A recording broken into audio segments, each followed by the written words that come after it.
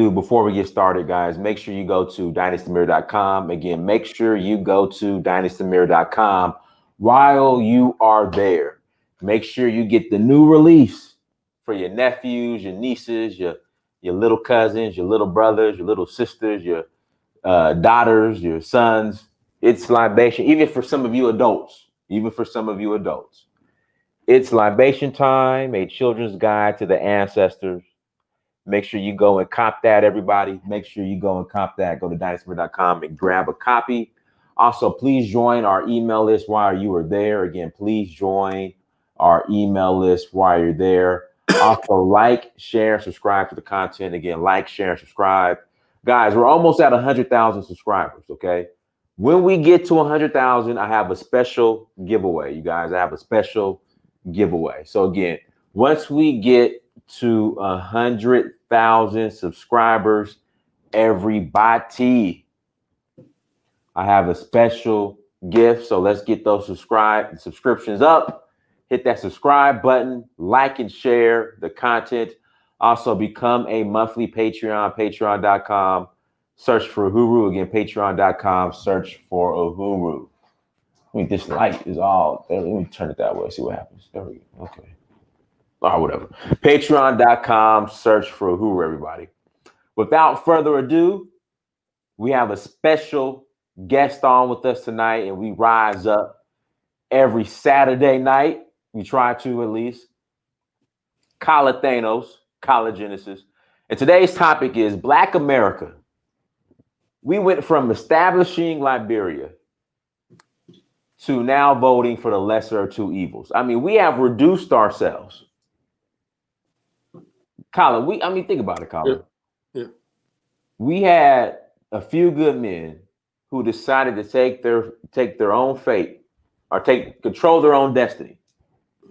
They decided to control their own destiny and leave America. Go establish Liberia. Yeah. They didn't know what was ahead. They faced adversity.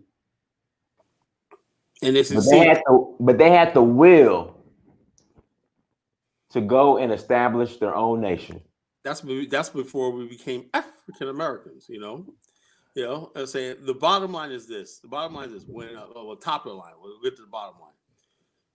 When you understand something at the time, people don't really understand something about America, right? And I don't think a lot of people know American history very well. The concept of America didn't really appear to the 20th century. If you were in New Orleans, you were considered New Orleanders, If you were black, you were just considered black. If you're Indian, you were considered Indian or Choctaw, whatever you were. If you were from Maryland, if you're white, you were called a Marylander. If you're from New York, you were called a New Yorker. If you were from Pennsylvania, you were called a Quaker or whatever they call Quakers. These nicknames still exist. That's what people self-identified as, right? So the idea of trying to create, in a process of trying to create America, black people got caught up in it. We got caught up in something, They were trying to convince Irishmen that came over here who consider themselves Irishmen, right? Scott Irish consider themselves Scott Irish. German consider himself a German, right? An Italian consider himself, I'm an Italian from Italy, I'm from Napoli. The Italians were divided up by different groups. The Napoli's, the Capricis, the Genoese, the Sicilians, the Romanos.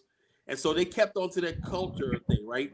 The whole idea of Americanization, right, was this idea of the melting pot, right? And so anyway, black people, we got caught up in this, right? We got caught up. There were large numbers of black people. You read the writings of a lot of black people after they came back from World War I and they were lynched. The only people that really called themselves Americans really were the Anglo-Saxons. And they basically were trying to get the white immigrants to become Americans. America, forget about your homeland. You're now American. It took a couple of generations to do that, right? And then the Irish became Americanized, right? Through culture, through socialization, all this stuff like that. War, marriage, business dealings and everything. The only really impediment between Irish and America, the rest of America, was the Roman Catholic religion, faith. Other than that, you take away religion, then the whole idea was to create this homogeneous means gene, not culture, but race of a white nation. That means if you're an Italian from Italy, if you're German, you're still a American because you are white. Okay. Now, going forward with black people, right? There was black people who realized, right, that America. There's some black people who realized that hundreds of years ago. They realized that a slave owner could be somebody just settled here from Portugal, somebody just settled here from Spain. He's a white man. That's what America is. America is unique in all the countries in the Western world. Whereas the thing that trumps everything was your whiteness. You still in England, people who were Scottish, they were Anglican, and all these other things, right, that they held dear to. But in America, it was all about race. It was all about race. Even in South Africa, you had the Boers, and you had the English. The Boers were the Dutch settlers, and you had the English. They were adverse with each other. They came together to unite against the blacks, but there still was that schism there. America homogenizes white population, and it left the black population either basically just on the margins of society, or will never fully assimilate. And we took integration and assimilation as the same thing. You cannot assimilate if you cannot blend in. Black people cannot blend in, no matter how American we talk. It's just annoying when I hear people talking about, when I hear people like Joy Reid and all these other people, even Al Sharpton, talk about, well, the American people. Who is the fucking American people? When did we become Americans? When did we become Americans like everybody else? We black people, black African Americans, have a different thought process. We see the world differently. But the whole thing is they use our entertainers, our sports stars, to put this fake narrative of this, we're all Americans and all the stuff like that. Let me tell you something. Donald Trump is America. Right. He is America. And then you got people like completely unassimilated people like Ileana Omar, who praises Al Qaeda, who have the nerve to talk about. Then basically, these people are now other Arab lady that's a congressman. These people openly campaign for jihadists and everything. And so what's going to happen right now is if these people win and they try to reconstruct what America means, right? You will have a serious civil war on your hands. Colin, not to interject, but like people are saying that it might pop off. I really do think so. I would just a minute right before the show, I was sitting out on my back porch, right? And my next door neighbors, I think they're hell. Well, 1 second. Luce Cabasele, thank you so much for the super chat. If I interrupt, Collins, because I just want to announce these super chats before I forget. No problem. I gotta go grab my book, my notepad. I gotta go. I'll be right back. Okay. Everyone, hit that like button. Make sure you share and subscribe again. And guys, go and grab a book. You need to go to dynastymir.com and grab a book, family. Once again, we are coming up on 100,000 subscribers. Shout out to Beige Negress. Thank you so much for the super chat. Thank you for donating to the church. Go ahead, Colin. Okay, so what I'm saying was this: you have a situation where you're speaking about your neighbor. Oh, my neighbor. Okay, right next door. Right. See what I tell you, Dynasty? What I tell you today? Yeah, you know. See. I said to Dynasty this afternoon, I'm getting old. He said, yeah, you're right. I said, Dynasty, you're supposed to say you're not getting old, Colin. I said, I'm 52 years old. I'm 52 now. And now I feel like, Dynasty said, yeah, you are. I said, yo, Dynasty, you're supposed to say, nah, that ain't old. No, ain't old. 52 is the new 32. 52 is the new 32. I'll live with that, I'll live with that. Yeah, 52 is the new 32. Anyway, my neighbor's sitting outside, right? And a bunch of rednecks, a bunch of bikers pull up, right? A bunch of his friends are a bunch of bikers. They pull up in their Harleys. There's like 8 of them out there, right? And they're in the backyard and whatnot, just talking up. I just know what I'm going to hear, So I'm outside on my patio smoking my cigar and whatnot, and I hear, yeah, they're talking about Trump, Biden, And the bottom line is this: I'm gonna tell you right now. I tried to record it, right? I don't think I got the audio. I think I might have the audio, but I'll try it. If I do, I'll post it on Facebook. Anyway, the one guy, well, they were basically just talking about, Kamala Harris, basically talking about these riots and demonstrators. I'm gonna tell you right now, these people are quiet now. And then the guy told me, right, and this just what I'm saying before we work. These guys would start talking about guns. They're talking about also. He was the one guy said, I had this black guy come up to me, try to rob me, and it was what? He said the guy goes, yeah, but the good ones will be looking down on him because I shot him twice in the chest and he lived. And he said he had to go to the police station to fill out a form, right? I said he tried to rob me, and the police said, okay, fine, just come down. That's what you have, You got people out here nowadays think they're gonna go out here, they're gonna start attacking white people, they're gonna start robbing, they're gonna do all this stuff, and these people are ready for you. They want that. They want you to get boldened to go out there and challenge and run in their neighborhoods and stuff like that. It's gonna be a bloodbath in this country. And then at the same time, you got people saying peaceful. There's no more peaceful protests. The gauntlet has been laid. You basically want to overthrow this system, right? Look, the bottom line is this: America is a majority white country still. The institutions, everything. You're not going to change that.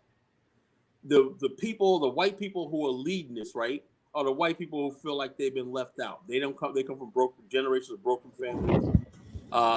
They may be LGBTQ. They may be all this. So they feel that if they can use, and all I see is white people carrying Black Lives Matter signs, right? Instigating. I mean, Black Lives Matter. Black Lives Matter has been completely gentrified. It's gentrified. It's white. It's white people saying Black Lives Matter, and they're not really sincere about your thing, but they're using that to ride. If they say pussy lives matter or queer lives matter, no one's gonna tell you like. But they use these police shootings, right? And now they're not using like when Obama was president, we had police shootings that were blatant. We had Philando Castile, who's gunned down for no reason. I think the worst one, man, was Tamir Rice. Like that. Rice. And then the cop on Tamir Rice said, well, called him Mr. Rice. Oh, it was Mr. Rice's fault. 11-year-old kid called him Mr. Rice. And nobody, and then also instead of black people rioting then, we were satisfied with the ghetto lottery. You know what the ghetto lottery is, right, Dennis, right? When a family member gets killed for the police, you just settle for a settlement. All these people settle for a settlement, Right. Eric Garner's family, they're fighting over the settlement. They don't care about the people. And so what happens now is now you have police who are now shooting people who are basically trying to fight back cops. Yeah. And we're trying to equate that with to say it's not the same thing. If you basically are trying to challenge the police, people say, that's not right, Colin. Cops say, yeah, it's not right. But it's lawful. And this is something black people, and I'm going to talk about the difference in Liberia and Black America, Yeah. And I put this in my novel with the clear difference between the African-American mind and the Liberian mind. The African-American who transitioned to Liberia had a different mind, I interjected a lot of that in my novel, in the thinking, and how to adjust in a society where you're the majority and you're the ones in power. See, the whole thing about America is this. Black people know that the laws are written by white people. So I didn't write the laws. I'll say it. So it almost gives us an excuse to say we don't have to abide by the laws because we didn't create them. And if you see a black person in law enforcement, you call them a sellout, whatever like that. Sell out to what? If a person's driving 100 miles an hour and that black cop pulls them over, is that black cop wrong? No, he's enforcing the law. That's what he's paid to do. Right. We're getting to that point of lawlessness in Black America. And we want to equate that with Black Lives Matter. That's a dangerous combination, Right. If Black Lives Matter was still was serious or not, we would have basically talked about our killings. And people don't like when people say that. In Norfolk, Virginia, we have a 1-month-old baby, black baby, clinging to life because somebody laid off 22 rounds in a shootout. Right. And so, but nobody's out there saying. I think in Pittsburgh there was a like a 8-year-old that was shot. Something crazy. Yeah. And nobody cares. Nobody cares about Black life. Nobody gives a damn. We only trying to be because we had this. We had this animus because of our emotions, because of our history in America. This is why we formed the BAIO years ago, because we knew these days were coming. Black people simply don't want to in other words, basically, Black people are rejecting America. But instead of saying, you know something, let me look for someplace else, right? Let me study. Have we ever done this before? Have we ever built a nation before? Have we ever left America? And there's evidence that we did. But instead of doing that, right, you got people out there talking about, I got some fool out there talking about, some dusty Negro talking about, this is a revolution. We got to kill white people. You heard that fool out there, you know? Yeah, no, we can't say that on here, man. As far as, they're clowns. They're clown, you know? Yeah. And you got people out there talking about, the not fucking around crew and all this kind of stupid shit, you know? And what are you going to do? You know, the same police are still going to roll up. The same courts are going to be there. The same judges are going to be there. If you burn down one courthouse, there's 10 more that they're going to try you with. You're not going to change America by force. You know, you're not going to do it. And then what people don't understand is, if you had any white allies, if you think you have allies, right? All those white allies who are sympathetic towards you, kiss that goodbye. Because one thing white people know is like, okay, you know, if I start seeing violence and all this stuff like this, I got to go with the guy that's talking about law and order and restoring us to normalcy. You're not going to niggerize white America. It's not going to happen. White people are not going to go through this and tolerate this, right? They're going to vote for Trump in overwhelming numbers. You really think so? Yes, I know that's what it is. I think the breaking point. See, before it was about George Floyd. Everybody was like, "Oh wow, George Floyd." You know, white people were touched. You know, George Floyd. But now it seems like nobody cares about George Floyd anymore. Nobody's mentioning anymore. They see what type of people. In fact, Colin, they're kind of saying that the police officers might low-key somewhat get off. Well, see, the whole thing is this, and I don't know the case. They say that he had fentanyl in him, and I still don't think he should have died, you know? Right, me neither. And an officer died. That was tragic. That broke my heart. He said he cried out to his mother and whatnot, you know? And the bottom line is that is. But when they look at the facts, right, did he actually die from thing? Most they're gonna get him was like maybe 3rd-degree manslaughter, you know, manslaughter. And if the trial drags on for like a year, it'll be like time served. But what's her name? Amber Geiger's trying to get out. Yeah, and that's another thing. Has a case where she's trying to appeal her case. She gunned down a black man in his own house. In his own house, right? Right. And the media tried him. Oh, what's his name? John, whatever his name is. You know, we forgot. But we forgot all about him. You know, gunned him down his own house. Did nothing wrong. They tried to smear his reputation and name. And my point is, I'm trying to make is this: the judge, right, gave her a Bible, right? That the court bailiff, right, was stroking her blonde hair with her fat fingers, you know, stroking her hair. And the brother of this guy, John, I forgot his name, right? Yeah, John. Guys, someone help us in the chat room. What was the name? Botham John. Yeah. John Botham, something like that. Yeah, but anyway, the brother says, "I can't be mad at you. You lost your brother, and you're so busy about forgiving her and loving her, and hugging her." This is the image the world sees, that black people really don't care about their lives. It lasts for a minute, right? And then we go on to something else. We don't stick anything through for justice or anything like that, you know? It's only when white people feel that they can use these situations for their own thing. And this has nothing to do with these people. This is all about trying to create as much chaos in the country as thing, to basically not make Donald Trump look bad, you know? That's all it is. as soon as the election's over, all these people, these white Black Lives Matter protesters, and all these people, they're gonna disappear. That's all. That's all it is. Well, let me read the super chat. Indigenous TV, black people, the white man does not love you like that. No matter how much you riot, all you're going to do is draw his wrath. It's like a side chick trying to be wifey by any means necessary. Yeah, Go ahead. It's the truth. It's the truth. The bottom line is this: the white people are sitting back saying, you know something, I felt bad as a human being. I felt bad for George Floyd and everything. I was angry. But when you have a situation where you're walking up on white people telling them, black, say it, black power, Black Lives Matter, you know what I'm saying? And you're walking up on accosting white people in the street and letting your anger out and stuff like that, I'm like this. We have to deal with these inner demons within Black America. We never dealt with them. We let our community be run by comedians, sports stars, entertainers. Their goal is to always basically defend America at all costs, defend our position in America at all costs. In other words, basically, there's nothing wrong with what the white man did hundreds of years ago by bringing us here. That's the thing, the elephant in the room. White people brought us here, right? And no one ever says, you know something? We never asked to be brought here. And then after slavery, they never paid us reparations. They never paid us compensation. They never gave us space. They just left us to fend for ourselves.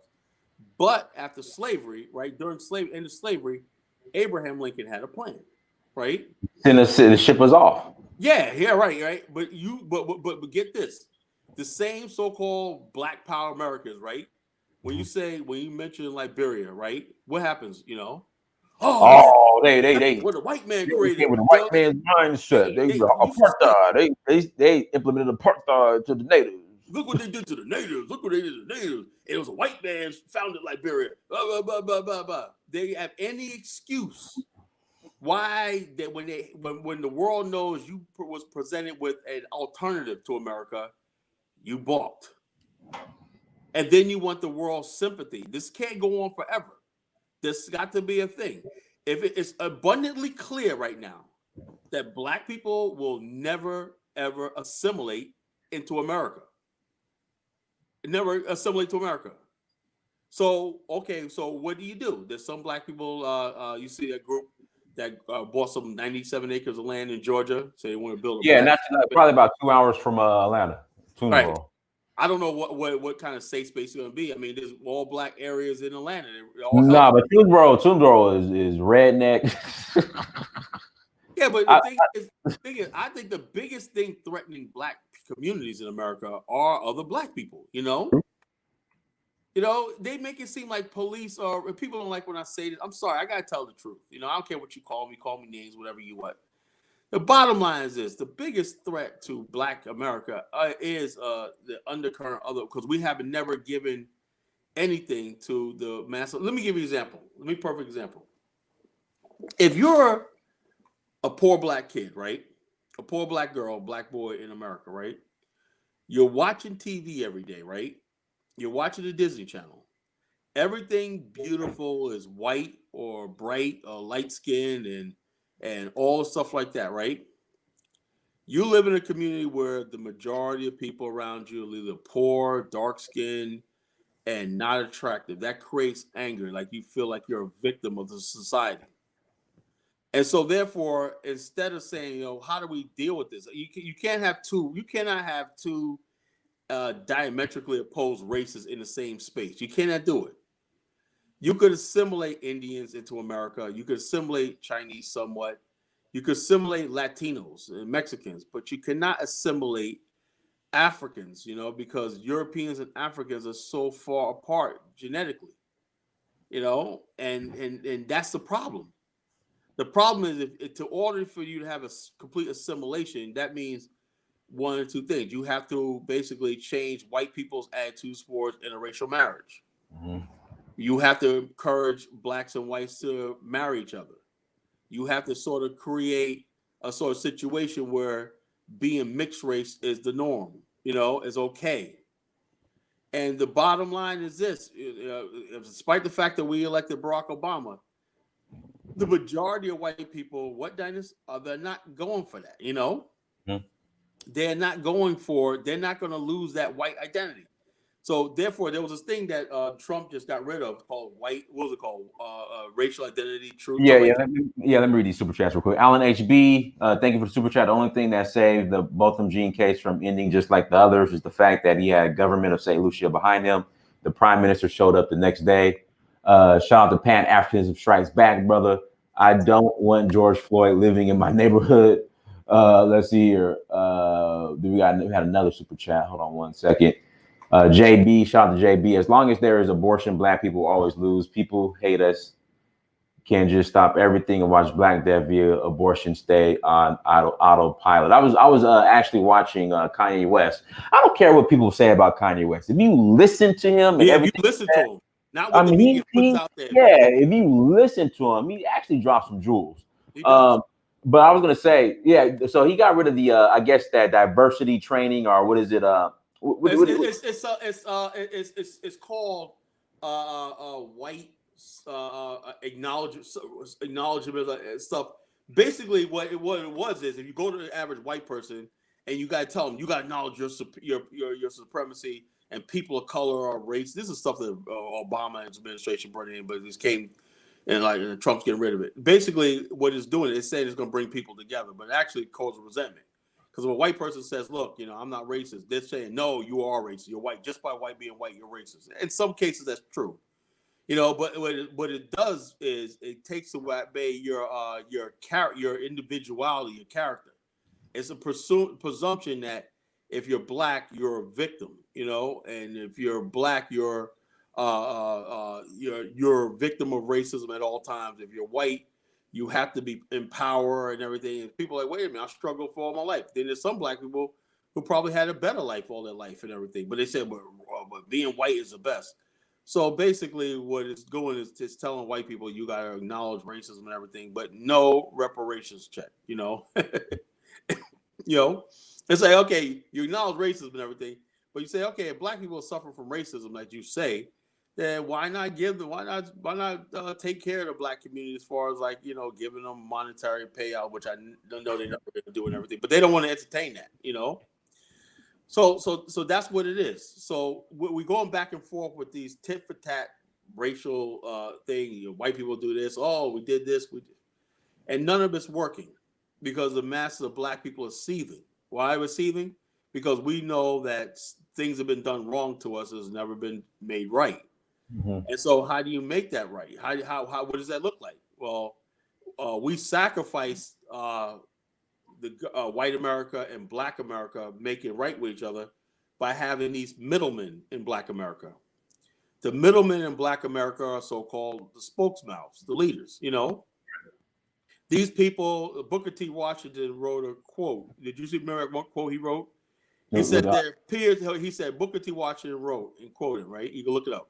He said there appears to be a class of black men who make it their business to keep the problems of the Negro in front of white people, not because they want to solve it, because it pays. It gives them a position. That's your Al Sharptons, your race hustlers, your hustlers around. These people who hustle rates for a living, the Al Sharptons, the Ben Crumps, and all these other people.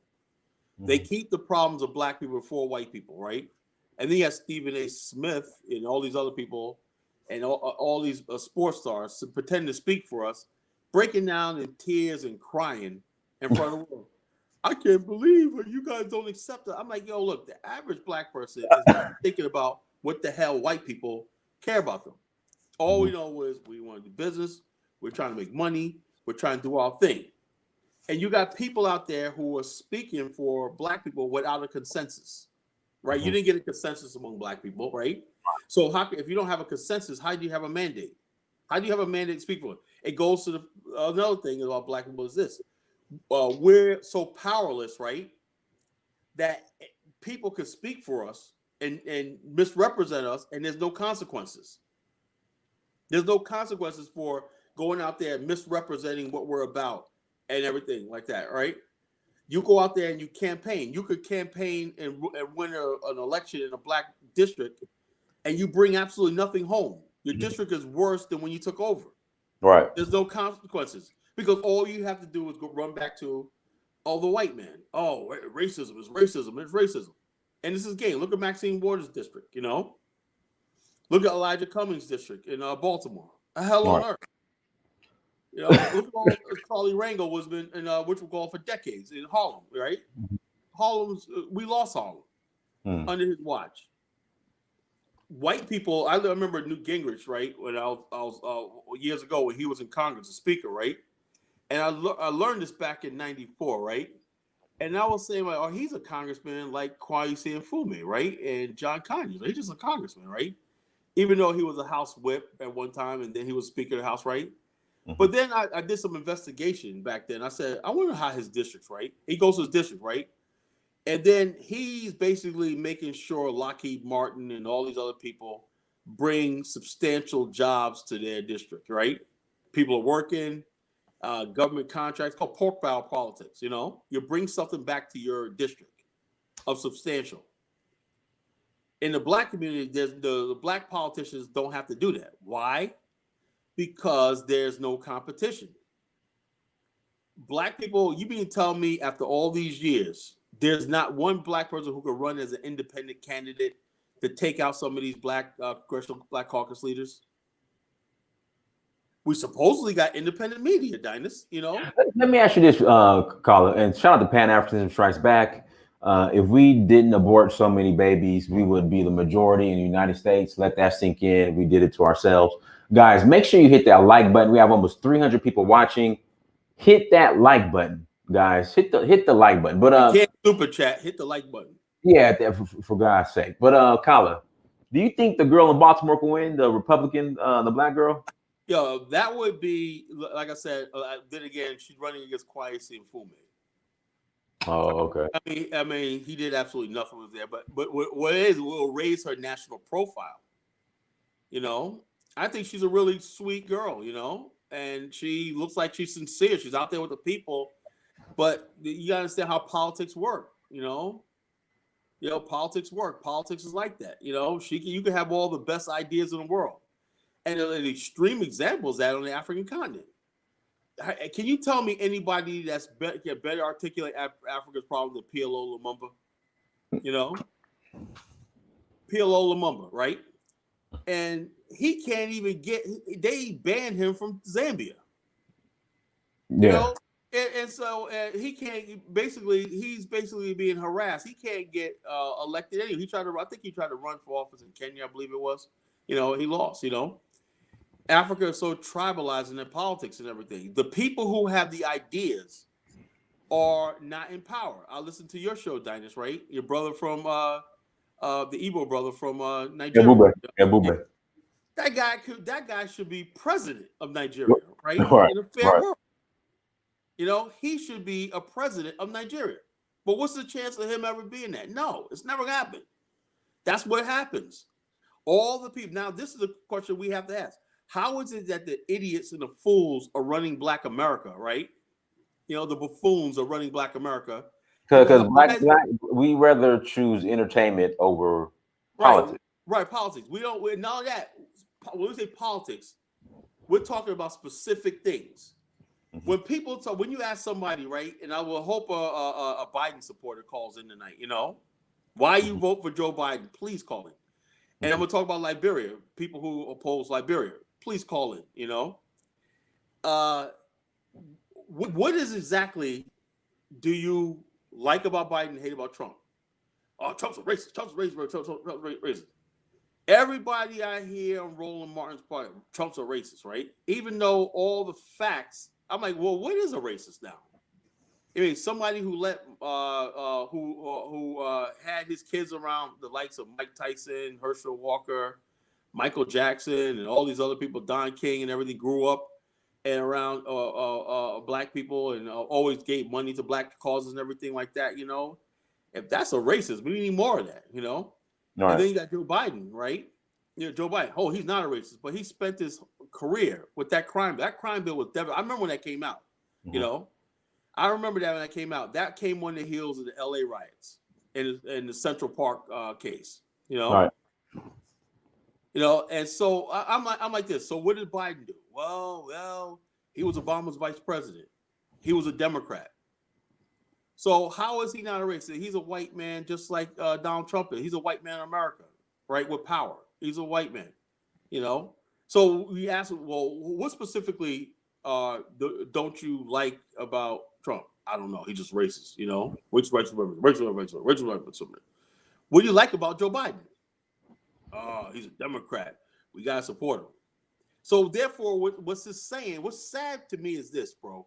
And you, like I said, you have people like Michael Bazin, people in good position, Roland Martin, all these other people. Instead, I have never heard anybody talk about specific issues and policy. Hey, but Kyle, you know what's funny? So that post about Roland that you sent to me this morning, he said he got something big coming in 6 months. You know what it has to do with? If Biden gets in office, Biden's going to give him his pork chop sandwich. Of course, so he's expecting a pork chop sandwich. You know, so his grits pork chop sandwich. So in 6 months, that nigga is looking out for himself. Yo, that nigga is looking out for himself. He wants that big job on CNN, MSNBC, whatever, and it's all about themselves. Al Sharpton, Al Sharpton goes to an event, right? He has his march, foot on your neck, right? Yeah, all these people out there, nobody's social distancing. The media didn't criticize it one bit, right? They're out there talking all this stuff, and he flies in a private jet. Can you believe that? Why not? Why not?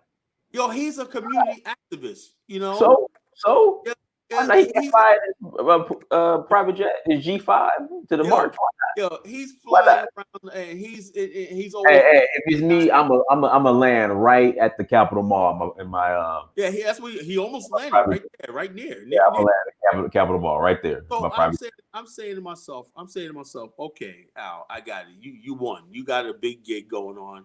The big Democratic donor and whatnot, they got you out there as a spokesmouth and everything. Okay, you making money and everything. But Al Sharpton is basically saying, fuck the masses of black people. It's all about me. I'm getting rich. I'm gonna ride this thing out. And now, if that's fine, if you like that. But what I don't understand is how is black people are so stupid to be keep used. Do they understand the power they have right now? You know, you could basically crush the Democratic Party and build your own party, and Democrats would be a third party. Black America can create the independent political party, right? If they let but they won't let go of the Democrats, right? That's why they don't want Kanye West on there. I was heartened when I found out Kanye West is not going to be on the ballot in Virginia. The Democrats blocked it. So much for voter. They talk about voter suppression. You know, why did they block Kanye West on the ballots of Wisconsin and Virginia? You know, why they do that? Because they believe that the black vote is basically a Democrat vote. So, hey, you're gonna tell me you're free, Negroes? You're gonna tell me you're free? This is 2020. You're gonna tell me this was the best thing we did? We're glad we stayed here and we didn't go to Liberia. You know, they're basically telling you now. From when I hear Google, now another thing on Facebook. You ever notice now you can't post? They got me restricted. I can't repost or share more than 4 things on Messenger. You know, I gotta do anything as soon as I get the 4 reshares and everything, right? Where I'm posting articles or whatever like that, and I'm gonna share on Messenger. It stops at 4. I used to be able to go and do all my send out a page or a blog or a post, whatever, to a few thousand people on Facebook. Now I can't. I can only do 4 people. Eventually, it's cool. So the bottom line, if you think you are free, you are not free in America. You're not free. This is like I said. I also, like I said, I think that what it is this, and it's a historical thing. And I'm gonna get to Liberia, right? All right. The white man. I think. Do you know that the black men from Ethiopia, had probably more influence in Rome and in Egypt? Rome and Greece than the Anglo-Saxons and the British Isles. Say that one more time. The black men scholars that came from North Africa, Carthage, Egypt, and black men. There was all kinds of people in Egypt, but there was black men too.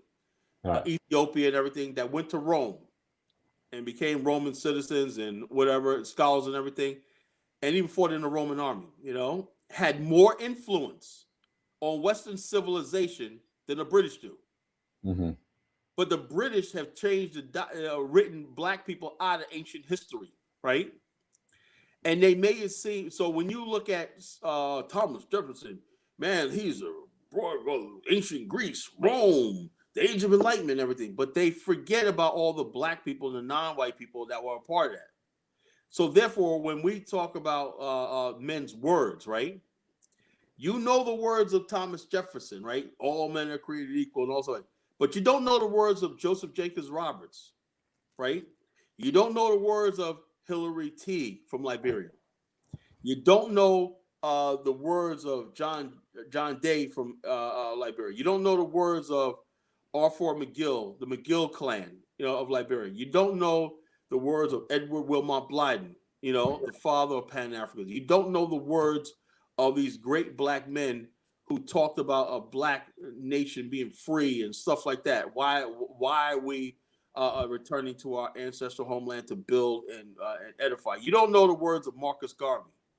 But you know the words of all these things. Every time I hear John Lewis and all them, they always quoted white men. Well, the founding fathers, we got to live up to the truth. Yo, nigga, you got beat upside the head. They told you what they thought about what they thought. That was for white people. Thomas Jefferson was not thinking about you. And some people know that, right? So they're like, okay, on one hand, they want to quote Jefferson, right? On the other hand, they want to tear a statue down. They want to quote him, right? And they're trying to make white people feel guilty. Yeah, Thomas Jefferson did say all equal. But yet you want to rip his statue down. You want to talk about George Washington and the founding, what this country stood for, and the founding fathers, and they're like that. Yet you want to erase them from Mount Rushmore. All right, let me read this super chat. Thank you for the super chat, guys. We're at 341 people watching. Guys, please hit that like button. If you're not super chatting, the least you can do is hit the like button and please subscribe as well. Indigenous TV, OG Kala, Dynast, do you think black women sabotage things for the community by being so loyal to the Democrat Party and the society in general? Peace. I'm not going to answer that. I would rather, if you were a sister in the chat room who's voting Democrat, I'm going to put the email in the chat room. Send me an email and I will send you the link and you can respond to that question. Right. Yeah. I don't want to get in trouble. Yeah. I'm going to let you guys respond to that question as far as why black women, the majority of black women vote Democrat. So I'll let you guys answer why. Until you are procreating to your full potential, how can you blame anyone besides yourself for the lack of population growth? I don't know, Theo. I don't know, brother. I don't know. Dynast, Trump hates China. China is trying to take Africa. Trump has my vote, period. Yeah. Yeah. The whole thing is this. Now, I don't like what Trump just did with Ethiopia. I don't know what else going on. I don't like what Trump did with Ethiopia. I'll be honest with you. And it's another thing we have to discuss. The elephant in the room in many cases is Islam. Okay. There's a lot of black folks who are loyal to Islam, right? And right now, what you're seeing now in northern Nigeria, Mali, and Sudan and Ethiopia is a conflict between Black Africa, and the white Arab world. It's between the Muslims. Some Muslims are pro-African, right, and some of them basically see the way they. The Arabs want Arab supremacy because they really believe that the white Egypt, right, the Arab Egypt, right, the Nile belongs to them. And you know what they do it based on? They do it based on what the British, same the way the British put the northern Nigeria in control of the protector of Nigeria. They put Egypt over Sudan, and Egypt always felt like they had rights to the thing because of what the British said. Think about it. So you got a whole thing going on here. The British basically sided with the Palestinians initially. People don't realize that, right? Over Israel, even. So therefore, you have the Nile floats from the south to the north. The only river in the world that does that. Egypt has built a dam, right? And they're going forward with it. the Trump administration says it's going to suspend aid to Egypt. I mean, excuse me, Ethiopia, based on. Hold on 1 second, Kyle. Sorry to cut you off. Theo, all right. Planned Parenthood was founded by a devout racist named Margaret Sanger who hated black people. And she put Planned Parenthood in black communities because she wanted to see the black population decrease. She hated black people. Yeah. And that's a Beige Negress. I'm seeing a lot of conservative black women and on black women YouTube spaces who plans to vote for Trump. All right, go ahead, Colin. I don't see that a lot. All I see is we got to get rid of the orange man.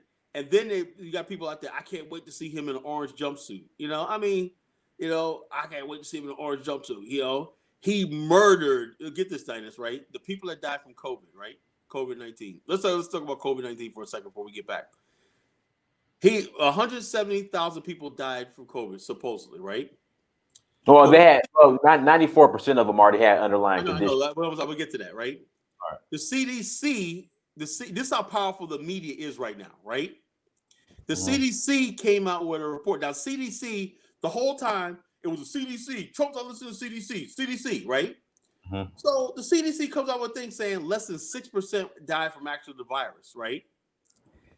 The rest of them died from complications from the virus, right? That means you're already terminally sick, whatever, diabetes or heart disease, cancer, whatever like that, it complicated, right?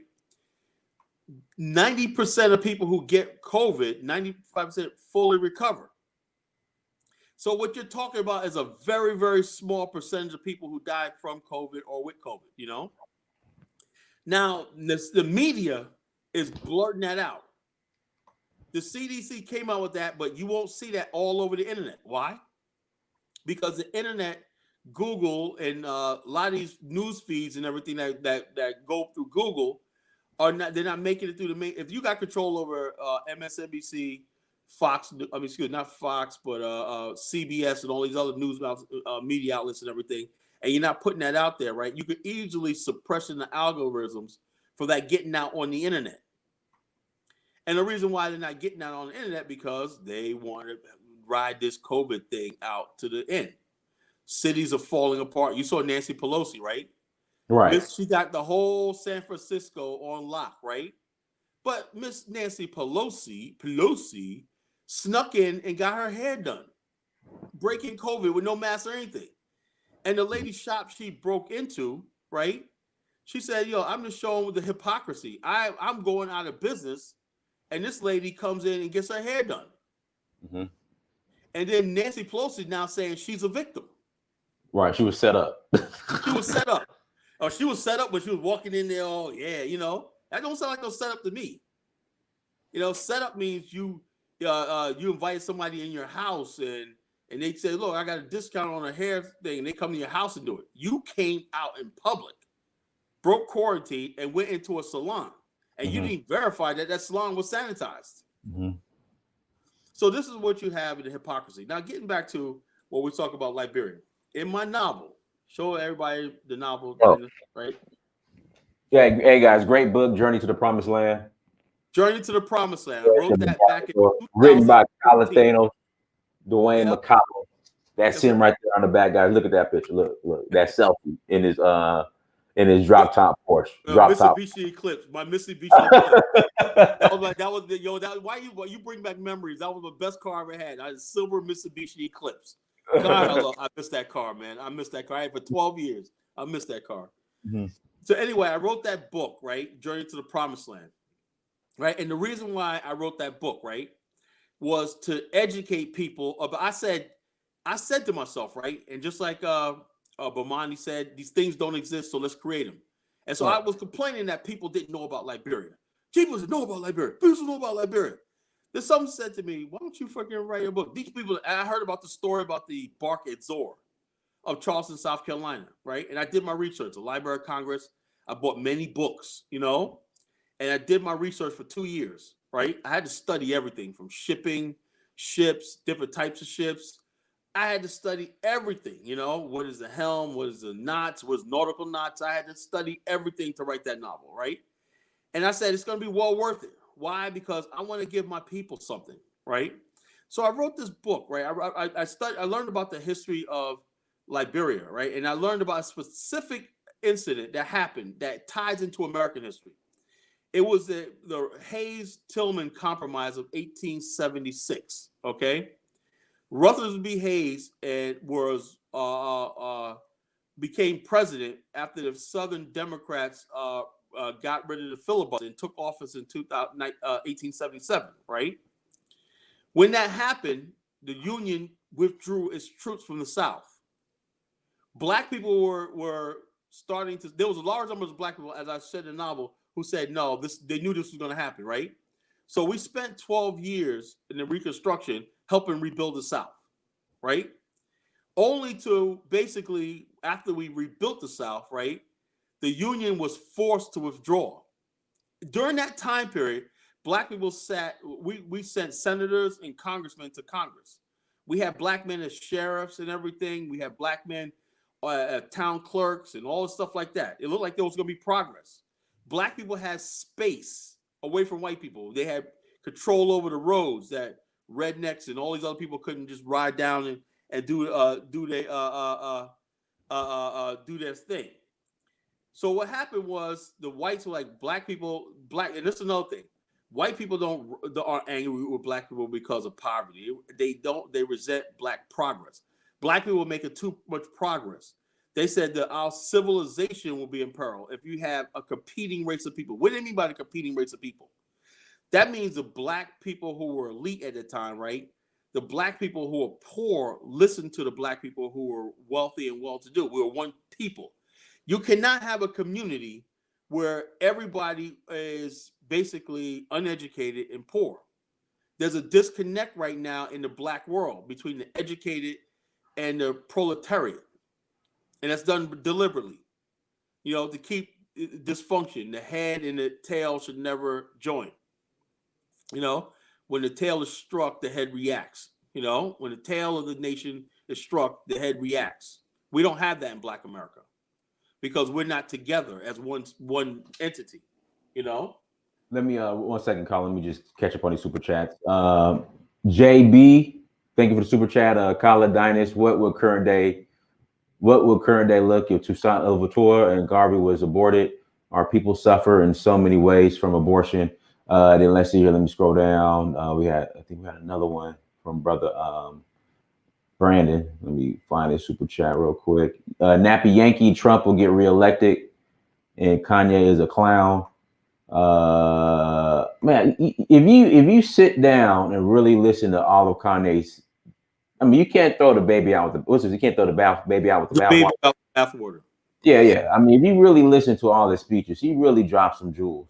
Right, and he was the only rapper that spoke out during the Katrina. Right. Trump is anti-abortion. I'm anti-abortion. I'm pro-Black life. Biden supports abortion and the eradication of Black life. Trump 2020, Pan-Africanism strikes back. Thank you for super chat, brother. All right, go ahead, Colin. Okay, so the whole thing is this: if the head and the tail and the snake is not together, right? There's no body controlling it. There's nothing. The head's disconnected. The tail's the body and the body tail is all together. There's nothing together. That's what you have in Black America. We don't have a unified community, right? Because you cannot have a unified community if you are a Democrat first or you're a Republican first, right? You have to be Black first, and what you don't have in Black America is Black first. Now, this goes back to what I'm saying, Dynast. Do you think if Biden wins, right? Do you think Black alternative media is going to disappear? I wouldn't say disappear. No, Black alternative media. Okay, when you say Black alternative media, give me an example. What I'm saying is there's a thing now saying that we can forget about reparations. That's off the table. I knew that was going nowhere. Now the whole thing is the Democrats have to come through Black media outlets to reach Black folks. And the Democrats are saying no, they don't. All they have to do is go through Cardi B. Cardi B, yeah. Cardi B got. That's what I think. That's what not Joe Biden. Boyce Watkins is angry about. That Cardi B got an interview with a presidential candidate, and Roland Martin and him didn't. Martin interviewed Hillary Clinton. Oh yeah, that was Hillary. He's doing the cha-cha slide on. Remember that I dance for Yeah. myself. You know, he was doing a thing. You know, he thought he was gonna electric slide his way to that pork chop dinner. You know what I'm saying? Breakfast at the White House and everything. You know, like these people are out for themselves, man. These people are out for themselves. It's a joke. You know, there's a Tavis Smiley when Hillary lost his time. At least I did rolling. He kept on with it. Tavis Smiley got rid of his State of the Black Union. Remember the State of the Black Union? You Yeah, know? him and Dr. West, they actually did a tour because they came to LA. Yeah, well, that was after he got rid of the State of the Black Union, right? Because he was so mad at black folks because we went for Obama, right? We went for Obama, right? Against his better judgment, you know. Black people voted for Obama instead of Hillary, right? And then when Obama won, right, he looked like a fool. You know, black people didn't listen to me. I thought I had all this power. I thought I'm Lord High Tavis Smiley, you know. And then the whole thing became a poverty tour. What about poverty in America, right? And so they went on a poverty tour, you know. Oh, in fact, Carl, let me even go back to the whole the presidential candidates have to go through black media to get to reach the black people. You know, but they have to do that. You just go on Brandy versus Monica versus battle. Oh yeah, wasn't Kamala Harris Well, there? yeah. She did the Wakanda dance and all that stuff like that. Yeah. You know? And so, and all going to breakfast. The Breakfast Club's gotten better. They got better over the years, you know. You know, but there was one chick that was up there that black conservative chick from Atlanta. She was no joke. Yeah, holy jeez. I gotta watch that show. Yo, she ate Charlemagne. She made Angelina look stupid, ignorant like she was, and that other guy, DJ Envy, he's a clown. You know, she crushed all three of them. I mean, she really crushed them. You know, she really. What was she saying? What happened? She was basically giving them the facts. You know, she was giving them facts. She was just basically saying, "Look," she was basically talking up for Trump. She said, "Look, this is what happened." And the problem is, every time she would say, "This is what Trump did," but he's racist. He made comments. He called this. He said this. I'm like, yo, look, I'm sure that everybody in off the record say certain things. You know, Donald Trump's not a politician. If you're a politician, your whole life you thinking you're under the mic at all times. You know. And if you know a politician, if you ever look at Obama speak, he was probably the best politician of our lifetime, you know? Right. And best politician of our lifetime. And so basically, he knew how to polish his words, polish everything, and so deliver them. So every last single word. Well, Trump just shoots from the hip. You know, shoots from the hip and just says what's on his mind at the time and everything, you know. So that's all you're getting. It's the same people, you know. We got a caller. You want to take a call? Caller? Yeah, good. Go ahead, Darius. Yes, I am the one person in the chat room who this November will be voting for Joe Biden. I know that may be controversial, but at the end of the day, I believe that Biden is better than Trump. Now, Biden's policies I do not agree with. Mostly in the Democratic primary, I was mostly for Bernie. But in this situation between Biden and Trump, especially living in a swing state like North Carolina, I have to go for Joe Biden because the stakes are too high. What stakes are those? Give me an example. What stakes? Oh, the state. Give me specifics. Tell me what foreign policy. Oh, okay. Stop right there. Give me the foreign policy, specific foreign policy that you agree with. For Joe Biden? No, what is? Give me Joe Biden's foreign policy. What's foreign policy? Give me a specific. What country? What situation? What trade deal? What are you talking about? I strongly support Joe Biden's policy on China. I'd rather prefer diplomacy over the trade war that's going on, specifically how Donald Trump has been using China to possibly instigate a war in the South China Sea. We see it right now with the trade war. We see it with the aircraft carriers being penetrated in the South China Sea, in the Taiwan Strait. Let me ask you a question. Do you remember like about 6 years ago when China sent out this fleet into the South China Sea to try to bully the Philippines and Singapore? You know what the Philippines did with that China fleet? It drove their fucking asses back. But Donald Trump wasn't in office then. Do you blame Donald Trump on that? No. I never said Okay, that hold on. was Let me stop right. Trump's Let me stop right problem. there. Oh, you said that Trump was causing the friction in South China. China has been basically muscling these tried to muscle these countries for like over a decade now. You know, matter of fact, even more than a decade. You know, with the gunboat diplomacy and stuff like that. You know, and you got countries over in little tiny ass Philippines and Singapore drove them back. So get the hell out of here and drove them back. Now let me ask you. Let me ask you this there. Like, okay, what's going on in the South China Sea? How does that affect Black America? The reason why is because there is a possibility that there may be a hot war between the US and China. Because prior to the Trump administration, although the United States was sympathetic to Taiwan, there was something called the One China policy, which is that Taiwan is an intricate part of China. And now we see more fighter jets of the Chinese encroaching on the Taiwan Strait. And now there is a possible concern that there may be a war between the United States and Hold on. China. Hold up. You're not making any sense. You're not making any sense whatsoever. You know why? Because the United States have always long supported one China policy or stayed neutral, right? China is trying to bully Hong Kong. You saw what it did to Hong Kong. Let me ask you, what about all the minority, the Tibetans and the Muslim minorities in China that are getting crushed in concentration camps in China right now? Does that bother you at all? Yeah, it does.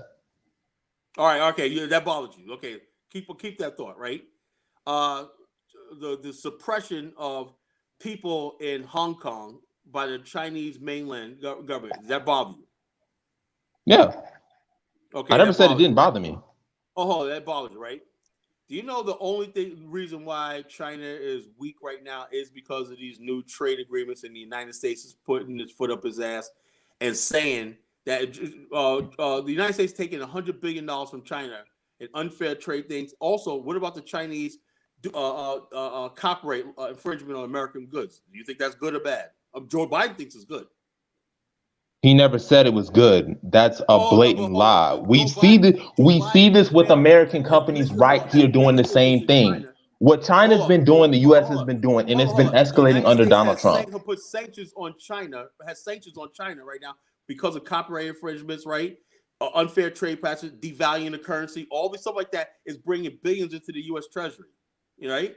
So China is the are you world's going to second tell me? largest economy, and its economy is actually growing. The Hold US on. First of all, when you economy say actually contracted by a when you say GDP of second largest, hold on. You second 32.9% largest in the economy. second quarter. So Hold on. When you say what, second once largest again, economy, what has Trump's policy America, specifically China. done when you You can yell all you want because I gotta make it I'm factual. not yelling. I'm not First yelling. of all, China has to freaking sell its products to the U.S.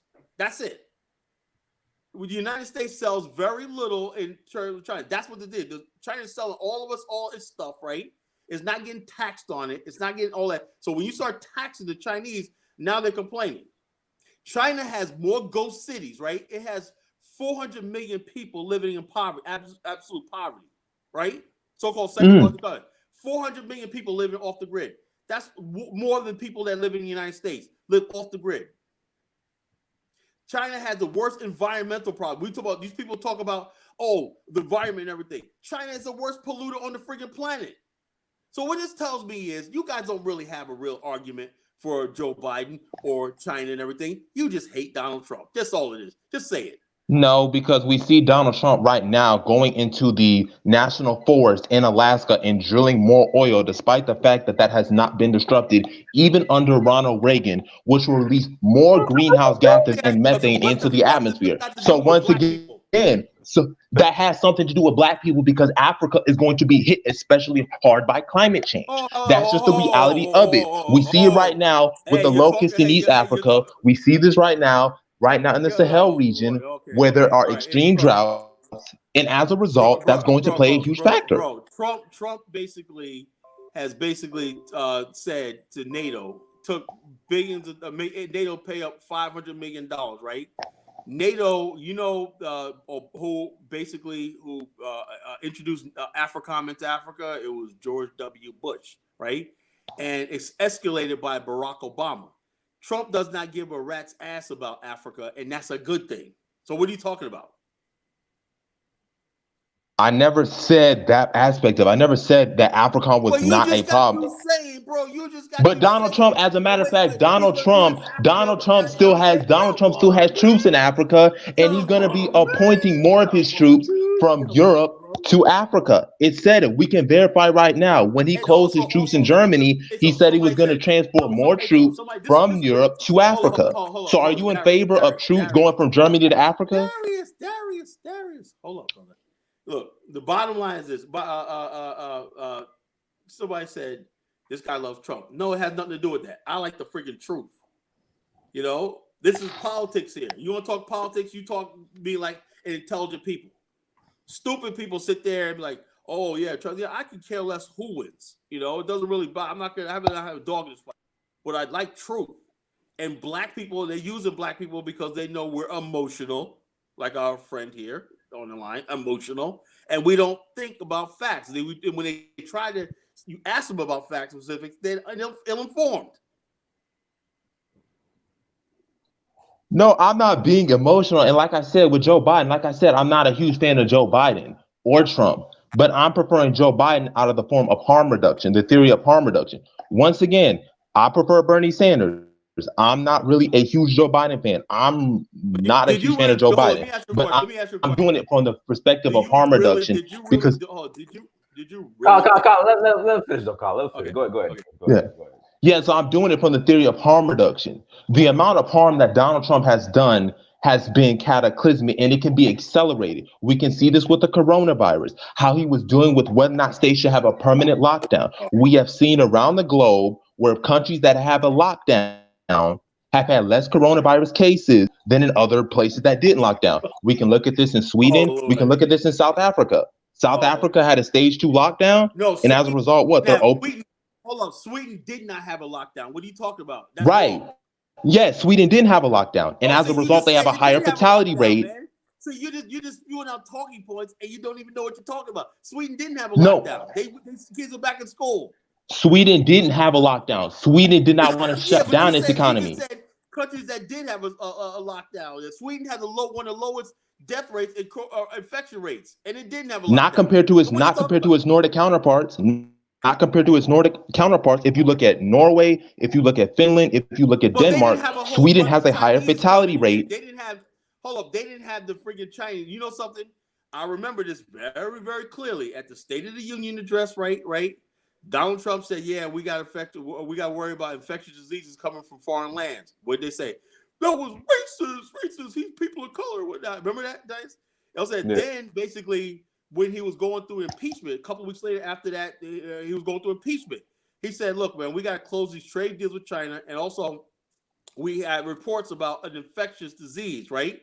They said he was trying to get out of friggin' all the stuff that was going on with the impeachment. He's trying to delay the impeachment by doing all this. He tried to do a sideshow. And then when he finally did say, we're going to ban flights from China, right? After all this thing, like he could just snap his finger. Everything he did, the left opposed. And then when he did shut down the China flights and whatnot, Nancy Pelosi went to Chinatown, said, see how racist our president is? They made it about being Chinese. No, it was about the Wuhan. And then I just did a survey yesterday. I found out, yes, that Wuhan, they call the Wuhan virus, COVID-19 came out 2019, was created, was experimented or found for animal to human transmission in China. China missed the ball because they were doing an experiment. The question needs to be asked: what were they doing experiment with this virus? No one's talking about that.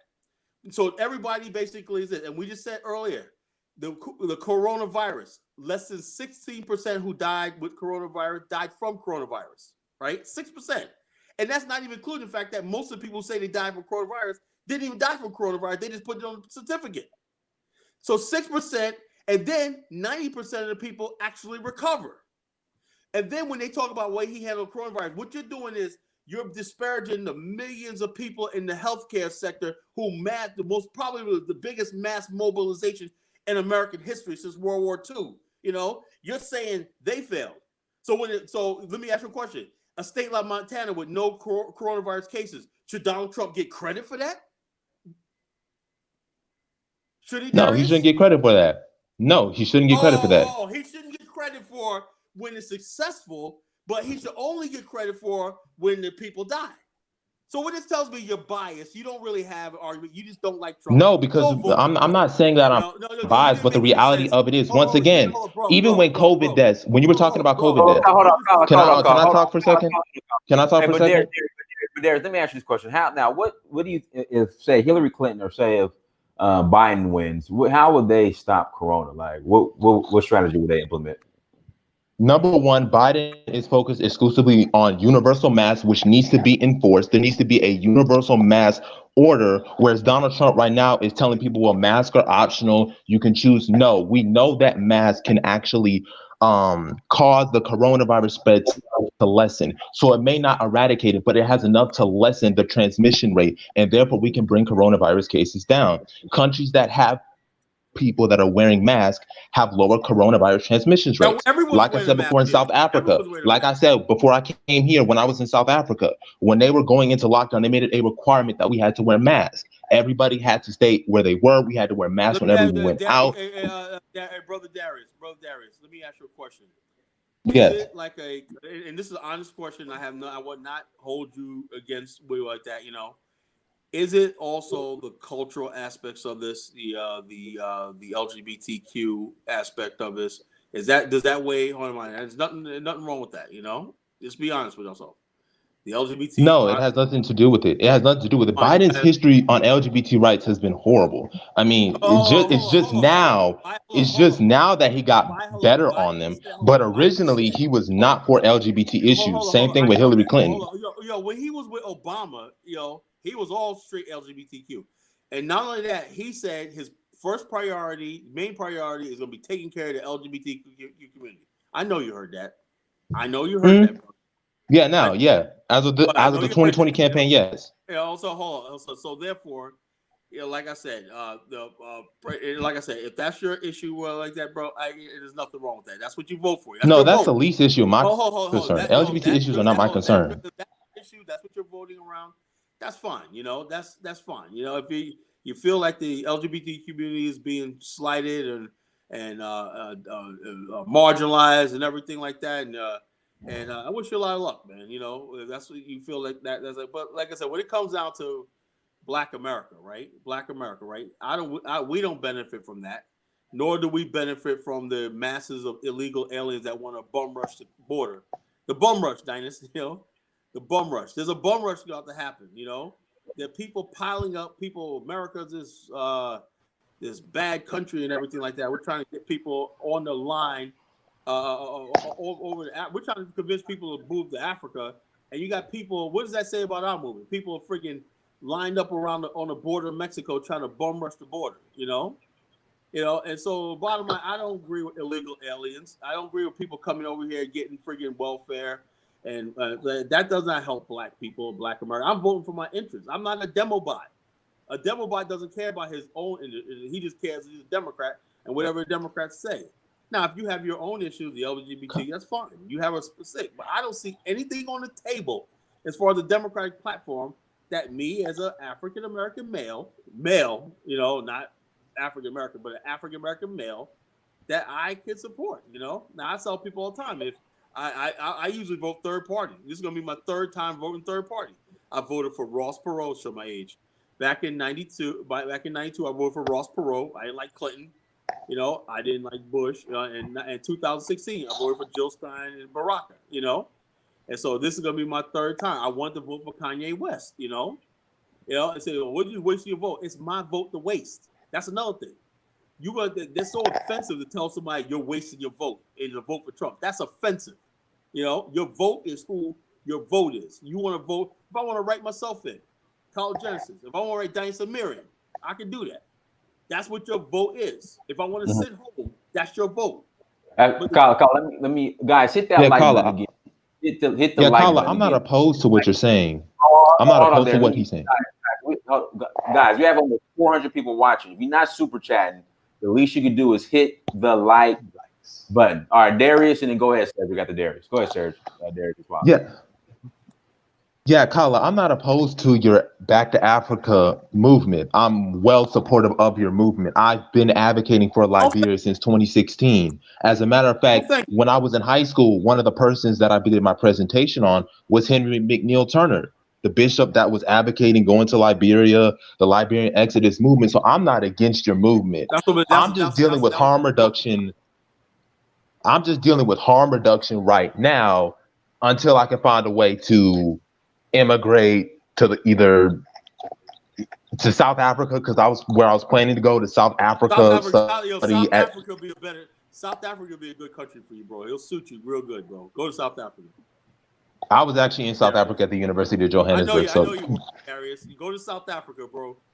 You go there, man. South Africa is the best country for you, brother. You know, All right, all right, do hey, good things. all right, Kyle, hold on. Cedric from Huntsville, Alabama. Go ahead. Evening, gentlemen. I'm just Carla. He already put it straight. Black folks, let's stop being emotional. Let's deal with the facts. I was just looking up while I was listening to the show, and found out in 1792 the Democratic/Republican Party was started. Did you hear what I said? In 1792, the Democratic Federalist Party, Republican Party started. We used to have the thing called the Federalist Party that ended after the war, 1812. So this thing about having another party is not new. Yeah, the Whig Party died. Right. So black folk, we need to understand, we need to create our own options. And like Francis Cress Welsing says, somewhere along the line, white folks figured out assimilation for them is death. We're not going to be accepted in this country. Let's just be honest. Let's be honest. No. Let's be honest with where we at. So the key is, until we honest with ourselves, say, hey, we're not going to be accepted. Let's take our resources. Let's get what we can get here and transition someplace else. Nothing's going to get better. A lot of black folks don't realize towards the end of the Civil War, some politicians came to Lincoln after we had already joined the fight legally and saved and it was about to save the Union. They had the nerve to come to the president and say, hey, how about if we just at the end of the war take these send the Negroes back to the plantation. And I'm just going to summarize. Lincoln said, so you want to tell me to tell 187,000 armed Negroes that they're going back to the plantation? Yeah. And they said, no, never mind. Yes. So we built this nation, we saved the nation. But at this point, guess what? Like Doc Rivers says, the nation don't love us. So what you gonna do? Either you wake up, get a plan to get the heck up out of here, or sit here and suffer. That's it. Yeah. And also Lincoln, there was a guy, it's another thing, the urban myth legend. John Hanson was not black. The first John Hanson, the Continental Congress, was not black. The picture people show was John Hanson, a senator from Liberia, who was there in 1862 to receive the recognition of the Republic of Liberia with Lincoln, right? So people said, even Dick Gregory said, this is John Hanson. First of all, in 1782, the photograph didn't come out till 1822, you know? So how can you have a photograph of a black man sitting there? He was in the Continental Congress. And the Moes from Turtle Island said, The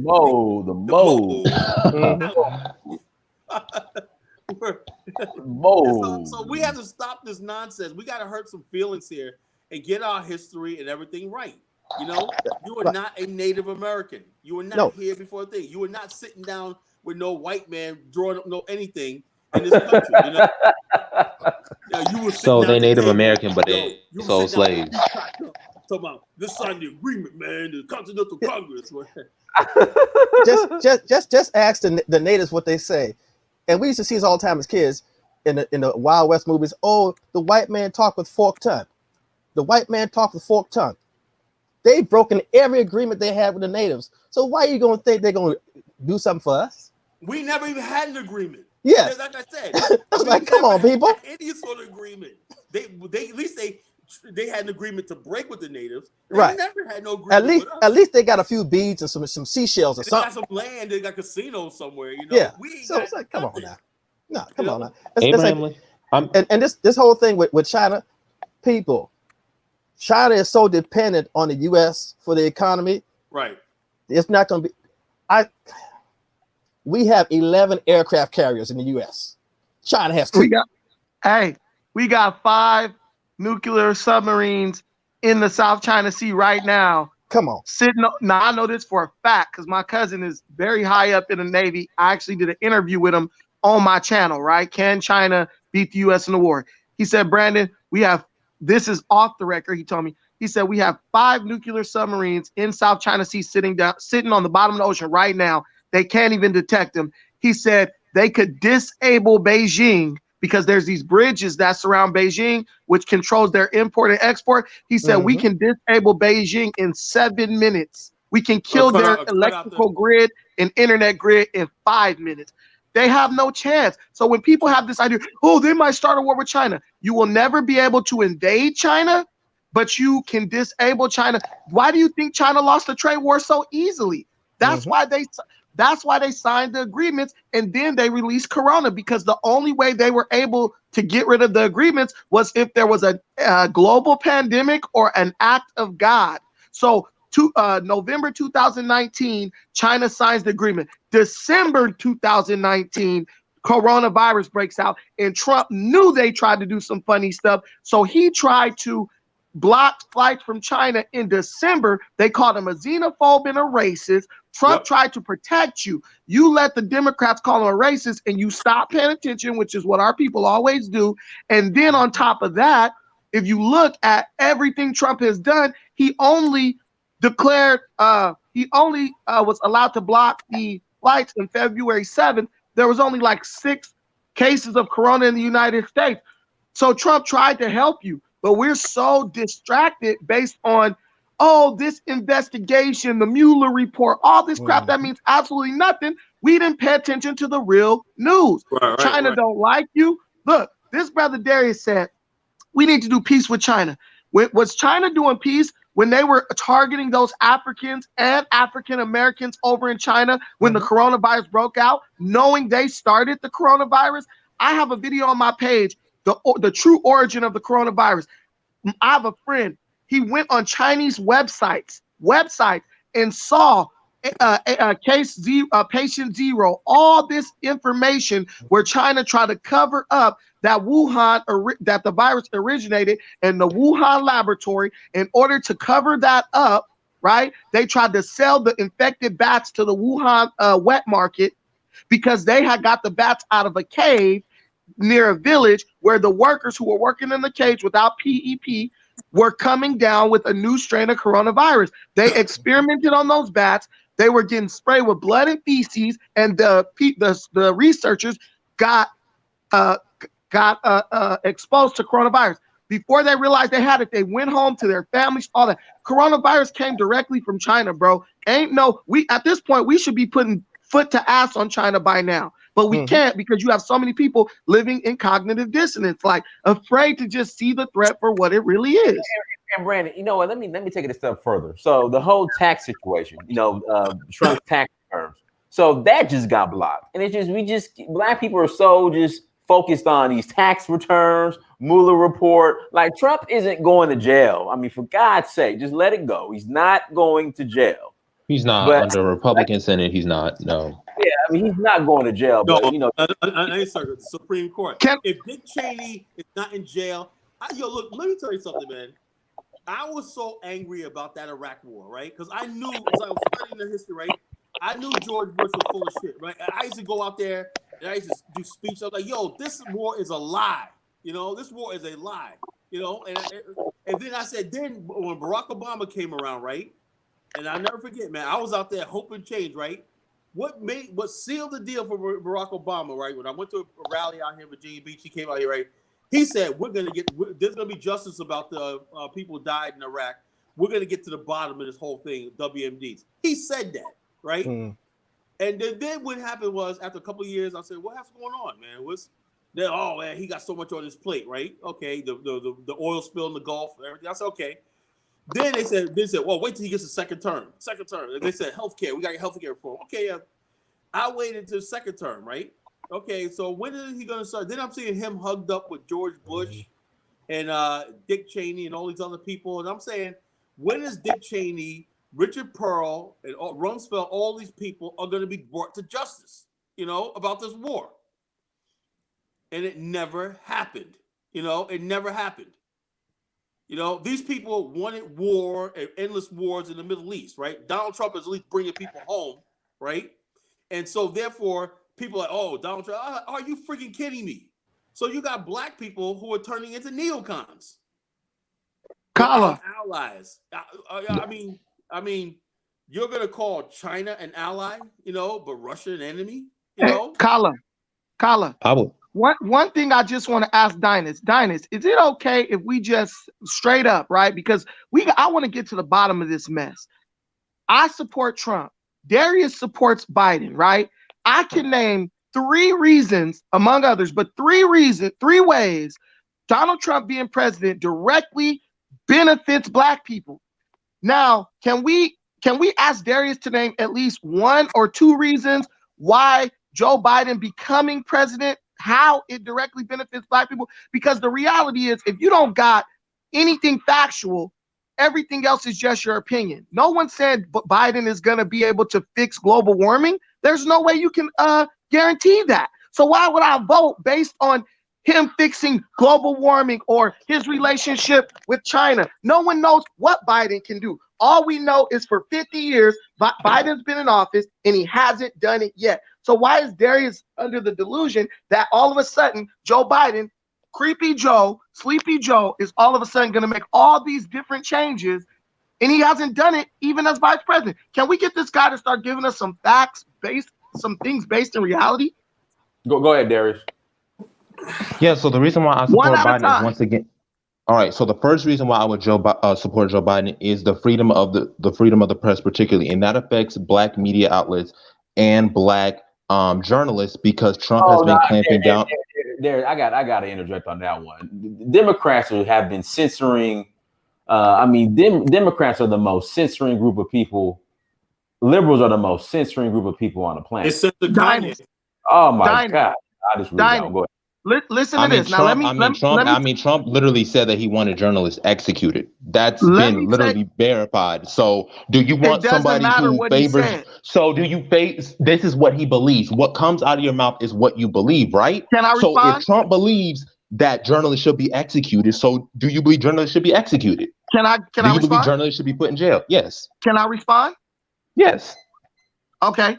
Now look, you said you went from Joe Biden, freedom of the press, right? Now remember, you had to take something that benefits white media and try to twist it into benefiting black people, and that's okay. But Donald Trump is the most criticized president in the history of this nation.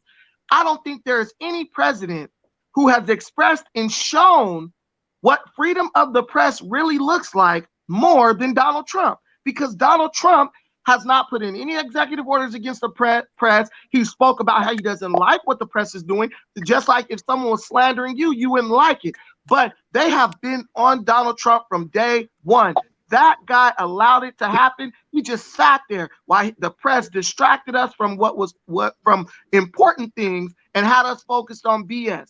Now, you say Biden's going to do freedom of the press. Do you have guarantees on that? Did Biden do that when he was under Obama? Like, give me some evidence where Biden put something out and actually passed it other than the crime bill. Oh, and Brandon, let me interject here. What about the fact that Biden doesn't even speak to the press? He has no press corps. He's in his basement. He doesn't take any questions from the press. He doesn't. How's he going to the press when he doesn't even speak to the press, Darius? He has not taken any questions from the media. And every question that he takes is basically pre-approved by staff. So they basically got this guy, they're protecting in a bubble, right? And they say, oh, he's rising to the polls. This guy's a corpse, a walking corpse.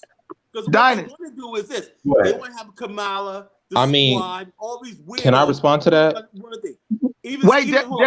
Hold up. Even some so-called these fake Republicans, right? These rhinos, right? Like Jeff Flake and everything. They want to go back to business as usual, cutting deals with the Democrats, doing their lofty things and their pet projects and everything. And so these guys are like that. The bottom line is this: Joe Biden has not taken. It's 2 months before an election, and this guy has not had a major campaign rally. That's what they want to get, the coronavirus. It's all right for Al Sharpton to have one, right? A couple of other people have one out there, but Donald Trump is not allowed to have a thing because they're gonna say, "Oh, see, he's spreading coronavirus." They don't want the people to see his campaign rally, his numbers, because that will definitely shift the momentum to him. Dynast, can I respond with something Trump is actually doing now versus that? Go ahead. Hold on. Let Darius respond. Go ahead, Darius. Yeah, so you're wondering why Joe Biden has not been offering much to the press. Well, why need to when Trump literally self-destructing himself? This man literally has no filter and he's tanking his own self. Once again, literally said in the Axios interview when it came to coronavirus deaths that disproportionately affect Black people. Well, it is what it is. He consistently brings up stories that are not true, such as what we're talking about right now with the unrest, saying that, oh, there are people in vans and people who are uplifting this and they're coming to kidnap people, knowing damn well that ain't true. So what are you talking you're about? Talking about Biden. All right. Joe Biden, I'm talking about Donald Trump literally had an interview with Laura Ingraham. Did you watch the interview with Laura Ingraham where Donald Trump was literally talking about that? Yes, and he literally said, well, there are people who are airlifting, they're all wearing this black stuff, and that's not true. So once again, you're talking about Joe Biden. Listen, Darius, listen, you're not even making sense. So we didn't find 39 children in a house down south. Who do you think's abducting all these kids and stuff, bro? You think just me, guys like us dressed in freaking Sears appliance and movers outfits are just coming and taking kids? Donald Trump's trying to tell you the truth, and because it scares you, you don't want to believe it. But what I want to do is let's get back to reality, right? Why did Donald Trump send federal vans? Why did Donald Trump send federal troops to cities and then kidnap people in unmarked vans? So once again, what about that scenario? Everything you're saying revolves around speculation and fear mongering. What I'm going to tell you is this, and I want you to respond to this. No, that's fact. That's fact. That's fact. We have verification that there are troops in unmarked vans that are taking people. Let me ask. Yeah, but go ahead, respond, Brandon. Yeah, if I show up to a Democratic rally and say I am pro traditional Black family, what do you think is going to happen? You're going to get different reactions because the Democratic Party is a coalition of people. It's not a unified. Speak the truth. You're going to be canceled, bro. Speak the truth, Darius. Be honest. You're going to be canceled, bro. Be honest. It's a coalition. Bro, if I go to the rally and I say I'm for traditional families and for men being men and for masculinity, what's gonna happen, sir? If I'm for masculinity and Black men stand up as Black men and taking charge of their community and families, what's gonna happen? Tell the truth. There will be some. I'm gonna say there will be some that'll say toxic masculinity. There will be some. I'm not. Yeah, I'll say some because there's not. How is it a man stand up and saying he's gonna clean up his community? He's gonna make sure his women are protected and his children are provided for. How is that toxic? I live in California, bro. We're not talking about that. We're not talking about that. We're not talking about that. You can't be a man out here when it comes. Darius, let me say this. I want to get your question. I want to get this answer from you because I feel like a lot of Black liberals, everything they say is rooted in and don't respond to this. Hear me out. I feel like everything Black liberals say is rooted in like a selfish type of, this is how I feel about these issues and I don't care. Now, one of the reasons I support Donald Trump, right, is the First Step Act, right? Donald Trump signed the First Step Act that Obama refused to sign, which is a start in the beginning of prison reform. Under the First Step Act, thousands of Black people thousands of inmates, period, were released from prison who have been wrongfully convicted, given ridiculously long sentences. And Cedric, you down in Alabama, so you know all about that. These ridiculous sentences for little stuff like having a roach of weed in your ashtray and stuff. Because when I used to go to Alabama, I had a cousin who went to jail for having a roach in his ashtray of weed, and they gave that dude 6 years in prison for that. I remember a friend of mine had he got robbed in his apartment, right? One guy he club security with. He got robbed in his apartment, right? The police came, right? And the police was so mad because they had to come out to this neighborhood, right? Saw a roach in the ashtray and arrested him. It's even worse than that. Let me tell you. Okay.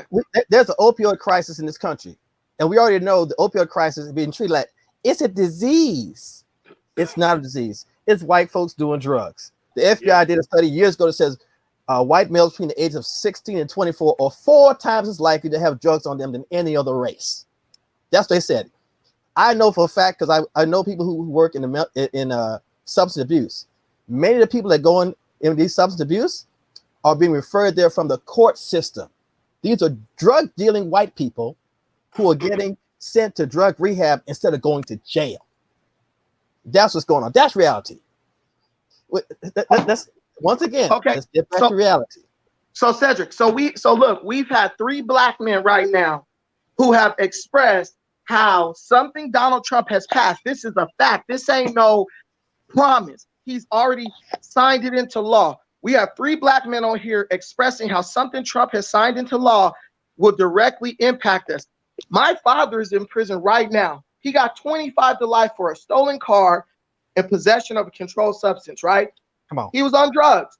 He's 25 to life. He's been in jail 27 years at this point, okay? My dad's going to get out next March because of the First Step Act, right?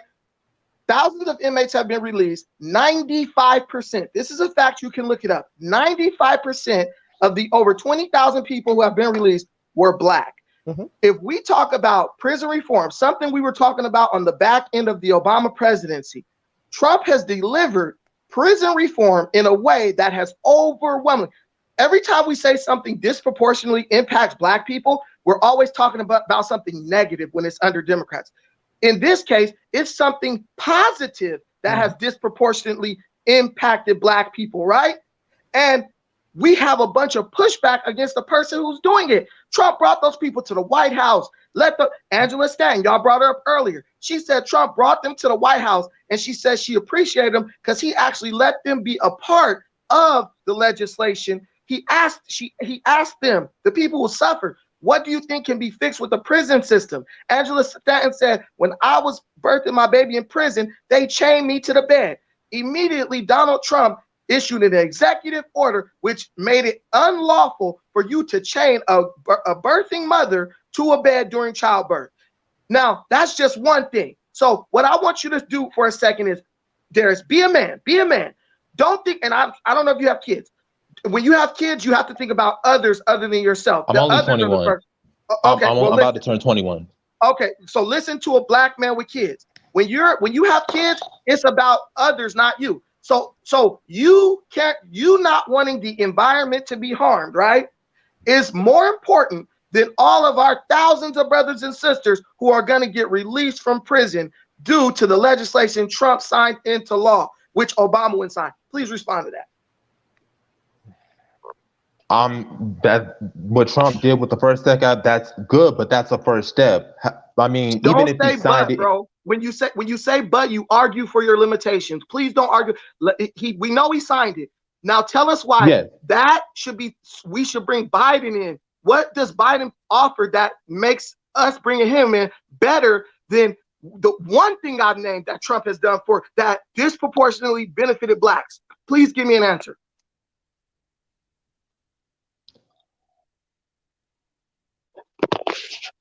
Really recidivism. He's planning to help former prison inmates with limiting their recidivist rate.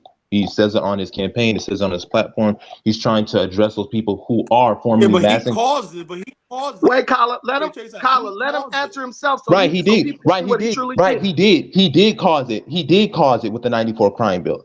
And so by working with recidivism, he's focusing on correcting those wrongs. Yes, we know that he did the 94 crime bill, and yes, he did disproportionately affect black men. I'm not going to deny that. I'm not going to be.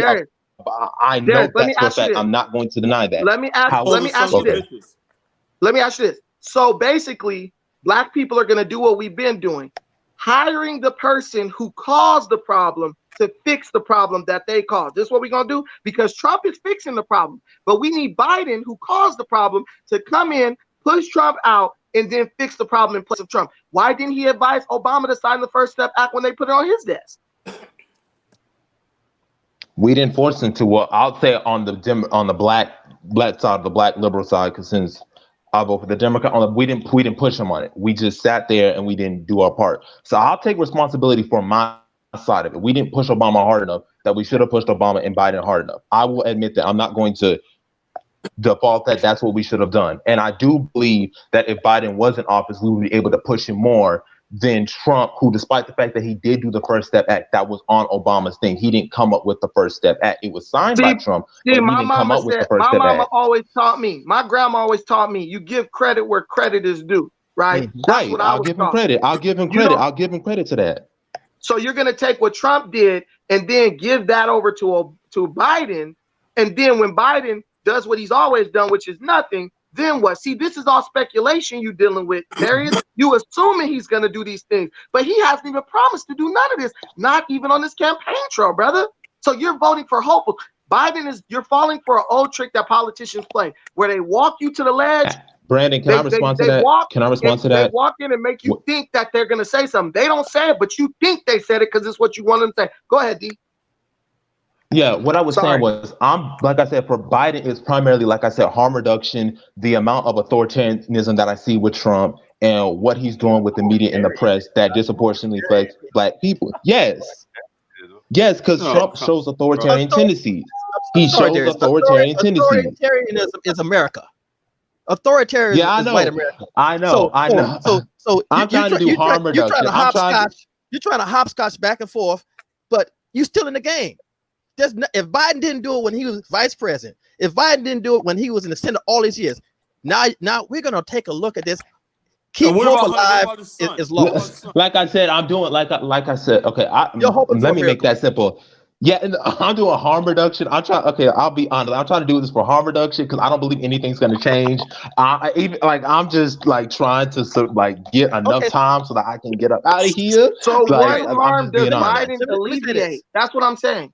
What does Biden do to alleviate the potential harm Black people are under in America, bro? I'm trying to understand it because even Obama couldn't alleviate that. So harm reduction sounds like just a buzzword that you say when you don't have an answer. So we need an answer. No. Trump, I've given you one thing. It's Trump basically the status quo. Basically the status quo. Basically status quo pre-Obama for the Obama era. What I grew up in during that time, the Obama era. I get it. It's the Obama era. So we trading touchdowns for field goals, basically, or the thought of the attempts. These are attempted field goals because he ain't done nothing. But should I move on to my second thing that Trump has done? Because the first one, you really didn't have a response to it other than let's take what Trump's accomplished and hand it off to Biden, and then Biden's going to do better with it. That's like me taking something you worked hard to do and giving it to somebody who don't even appreciate it. Brandon, you know what's crazy though, Brandon? So the argument that I hear from liberals in regards to why they hate Trump is because Trump is trying to end, or I guess get rid of Obama's legacy. But when you bring up stuff like First Steps Act, they want to give all the credit to Obama. So isn't Trump continuing Obama's legacy? But Obama refused to sign the First Step Act, so he gets no credit for that. He refused. Also, there was several women that Obama could have released, right? He didn't do. He was refused to do it. He released the transvestite.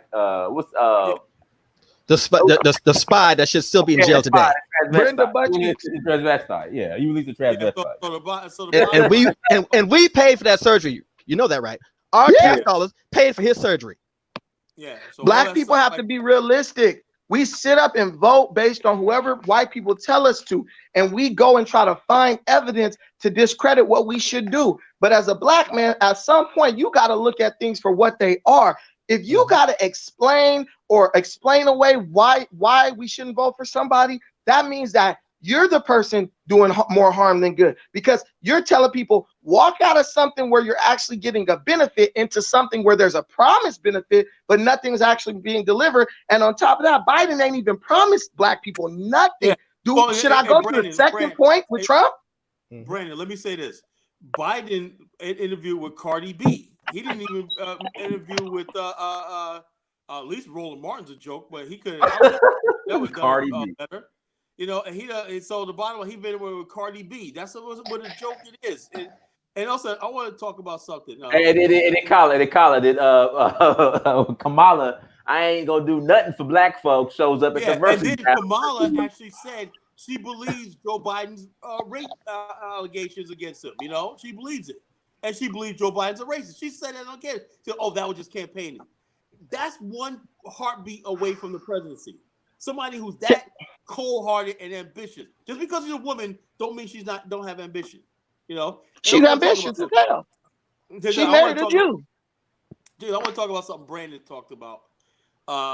The Jay Morris situation. You know, this goes on a thing. You know, now I don't know how everybody feels about Jay. I've been following Jay Morris and whatnot. You know, I know how business works. We have a culture now where people want to try you on YouTube, try you on social media and stuff like that with not facts and everything.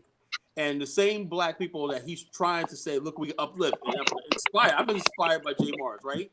You got black people who supposedly give us advice politically are trying to take this man down, you know, trying to destroy his reputation and stuff like that. It's the same thing goes. Whose phone is that in the background?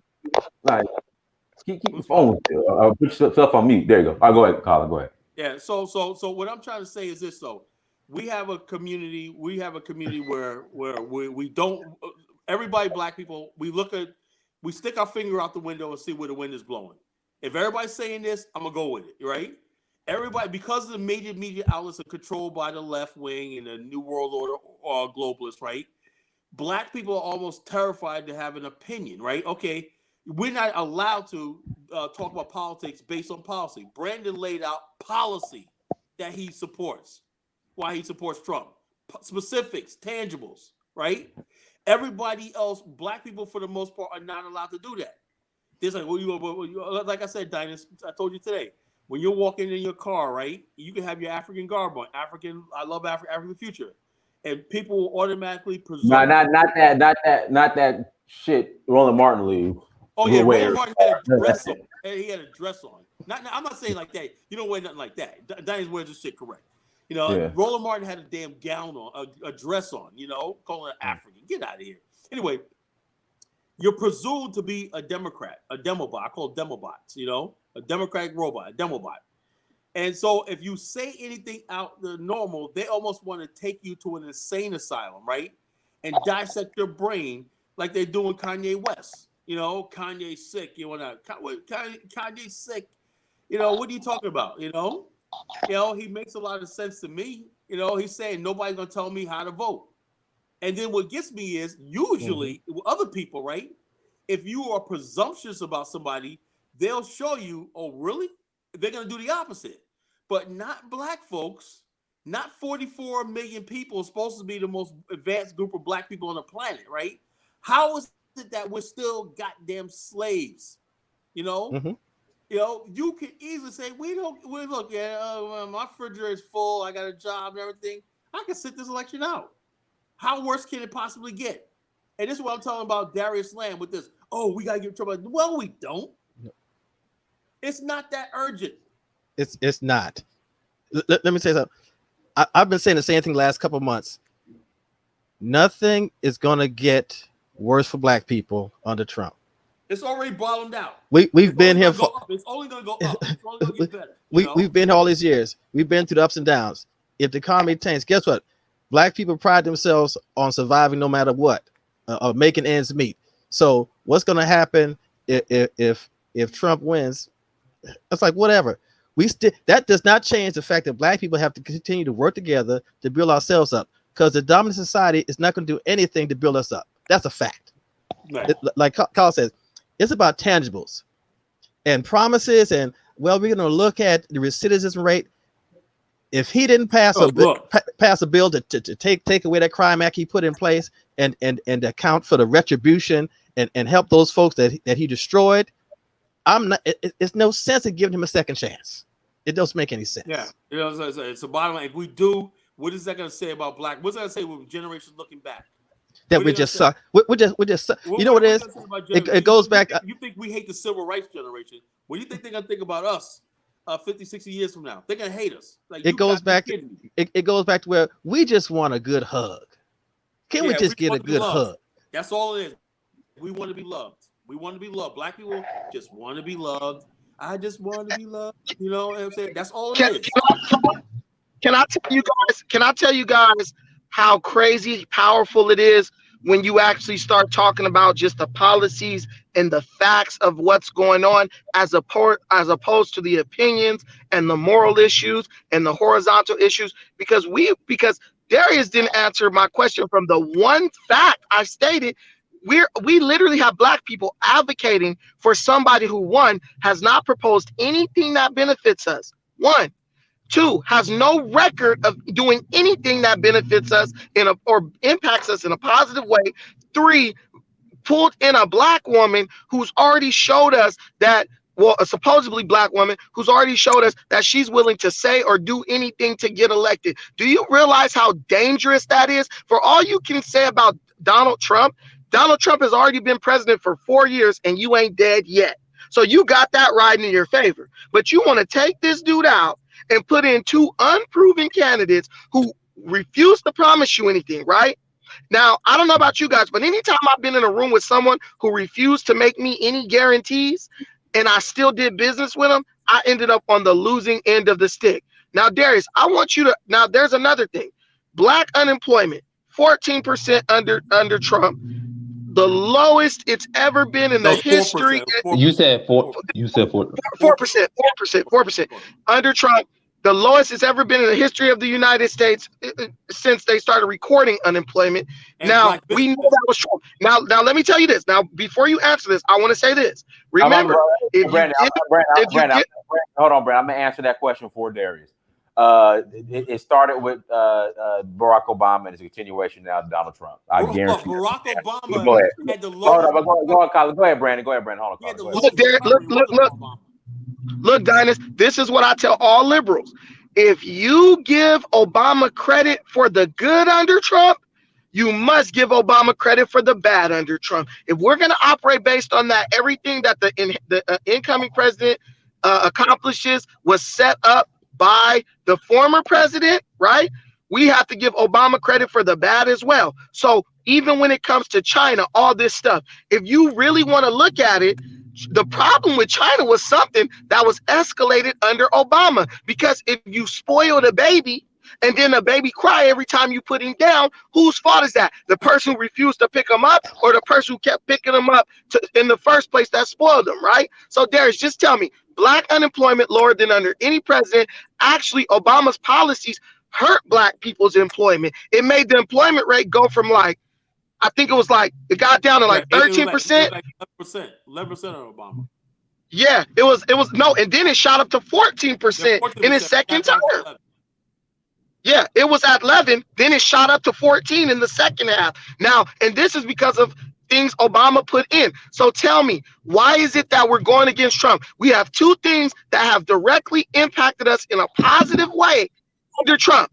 Under Biden. Now, answer this question first and then answer the other question. Name how many things as vice president or Biden's 50 years in politics. How many things has Biden done that has positively impacted black people? Just give me a number answer. Numerical answer.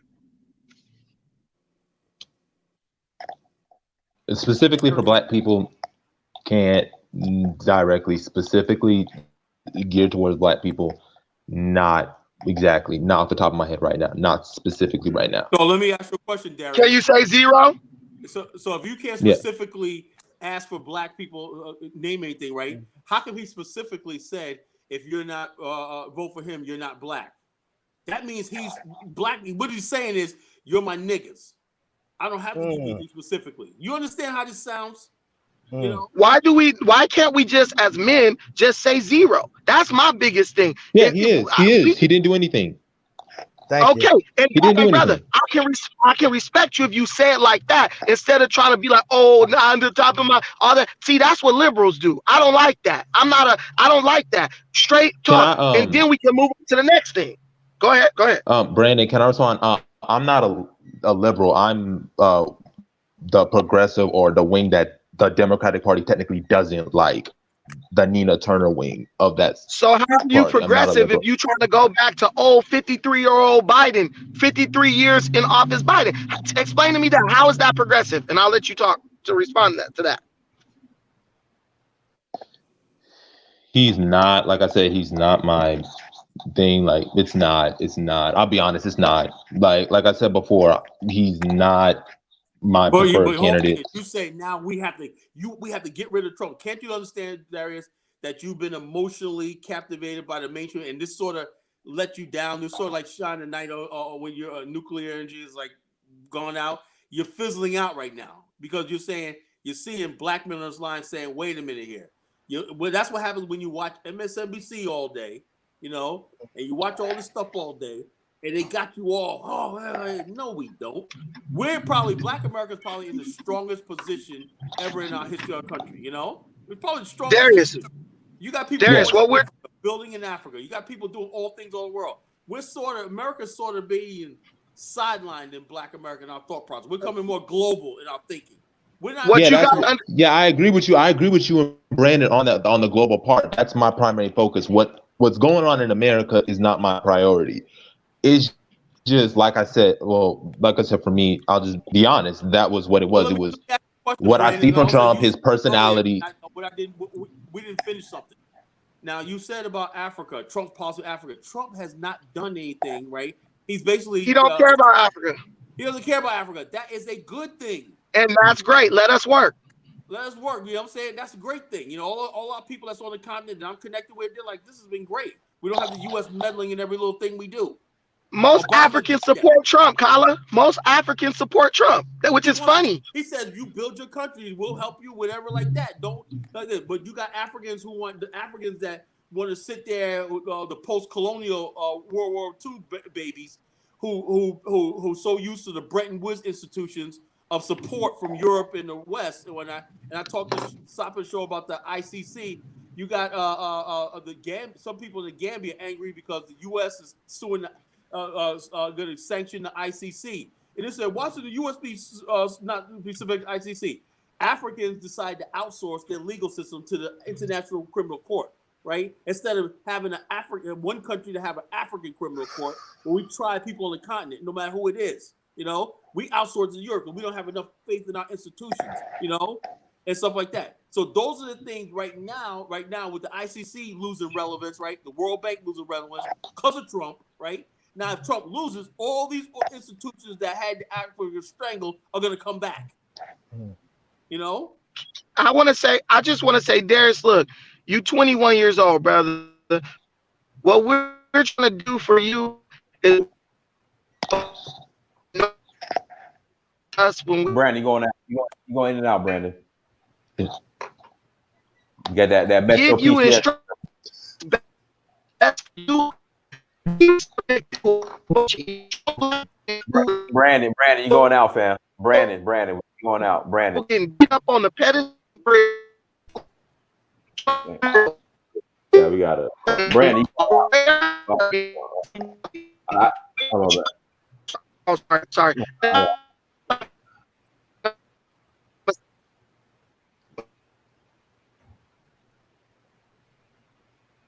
Yeah, we Cedric from Huntsville, go ahead, and then we'll do one more round, and we're gonna close out. I just think what like Brandon was trying to say is when you're talking to regular black men that have minds to think for themselves and not being influenced by the media, this is what you're having here.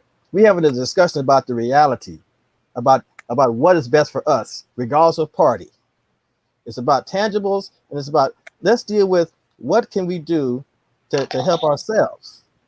So when you go towards people and promote these agendas with no evidence, and then they come back with real questions and you have no facts, basically what you're doing, you're standing on the podium with no legs.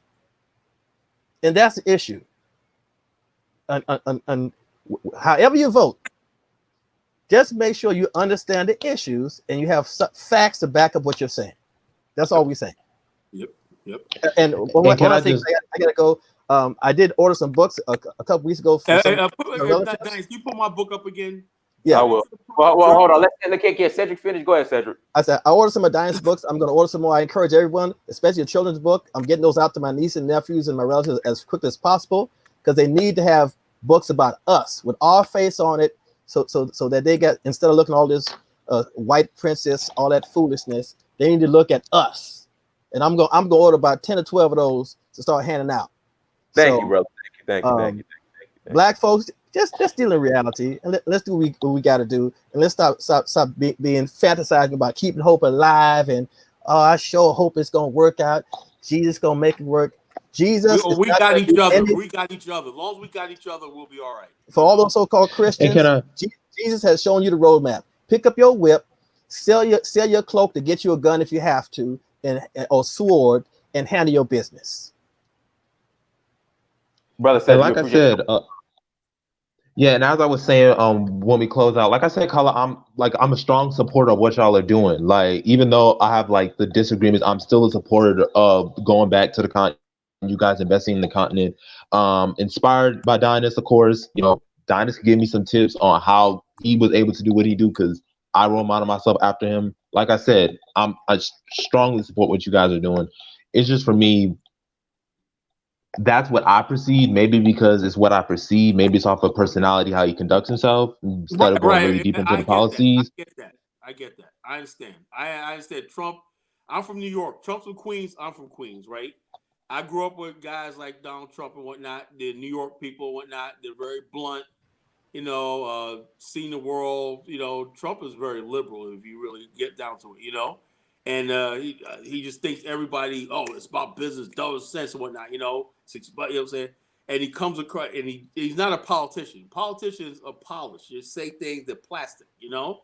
Mm-hmm. Trump is a guy that is a real guy. You could see, you could have a beer with him. Well, he don't drink. You could have a cigar with him. You know, you could sit down and talk to him. You see him all the time, you know? It's not no big thing.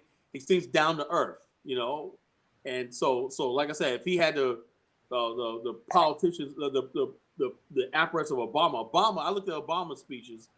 I've been listening to Obama since 1996, right? When he wrote his book, Dreams of My Father. You know, I've known about him for that long, you know? And I was saying to myself, this guy, he is so polished in what he says. He's so dynamic as a speaker, you know? Mm-hmm. And so he could sell ice to an Eskimo. You know, he's that good.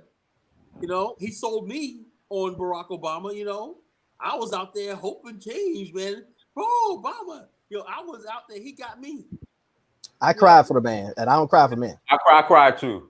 Man, when they had that with the gathering on Grant Park in Chicago, yeah, I was just like, I was in freaking, I was like ecstatic. I didn't know how to, the exuberance, you know. And what I think is a lot of that exuberance was manufactured, right? It's carried on, right? And we're starting to see a side of Obama that we didn't know exists, you know, especially at that John Lewis funeral. That didn't seem like the Obama. It's like, is that another Obama? It didn't seem like him, right?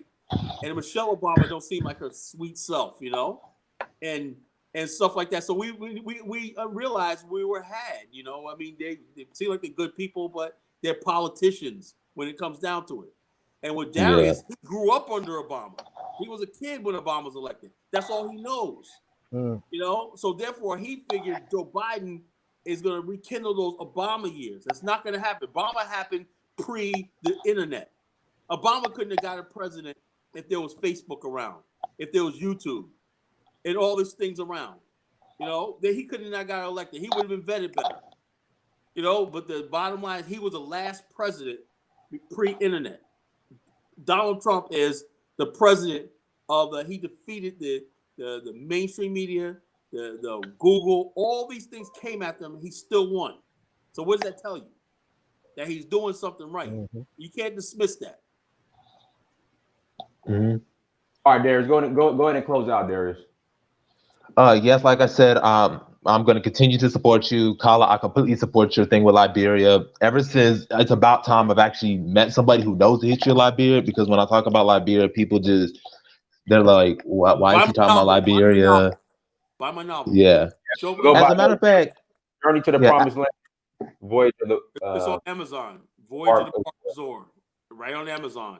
That book will change your life. It's a great book. It's a great book. It's a great book. I read it. As a matter of fact, a quick question before I go. Can y'all see how process, like, it's a personal, like, editing? Because I have been doing writing myself, and I wonder, like, how did you guys get your novels published? Because I'm trying to get mine. So if you guys could help assist me with that, that could be appreciated. I'll email you. I'll email you for one. Yeah, Go ahead, Charles. Dynasty has better options. I went through a lot with mine, man. Shit. I'm still going through a lot with mine, so we'll talk offline. Once you publish and they send you that original copy, nothing like it in the world. You know, your name on a book. You know, it's nothing like it in the world, but it's a lot to it. Main thing is get your story together and get your facts together. You know, because let me tell you that our brother Mufasa, right? He bought my book, right? I put a lot. This is a good novelist, right? If you're gonna write a novel or book, right? I put a lot of facts in the book, but I brought it out through with the characters, right? Through the characters, right? The character development, right? And I talked about the Colfax massacre, and I had several people saying, "Yeah, I had to Google that Colfax massacre. I never heard of that." See, I knew that people were going to do that. Said that's how you educate. I used to read novels when I was a teenager, right? I learned more about history reading novels, you know, than I did reading even history books. I read something and I go research. I go the next day and research it. That's what I did with this novel. I put a lot of stuff in there that I made people go back and they had to research, you know, while they get entertained. You know. All right, go ahead, close out, Darius. Yeah, well, that's all I had to say. Thank you for allowing me to come on. Thank you for allowing me to speak. It was a very good debate, very inspiring debate, and I look forward to continue watching your show, Dynast. All right, no problem. Hopefully, I'll have my novel out in the next year. Hopefully, we'll have it out. You'll see it soon. Yes, sir. All yes, right. sir. Everyone, thank you so much for joining. Make sure you like, share, and subscribe. Go to dynastymir.com. Grab the new book. It's Libation Time, A Children's Guide to the Ancestors. Go grab that, everyone. dynastymir.com. Until next time, family, Dynasty Mir, search for Huru. Peace. Peace, brother. Peace.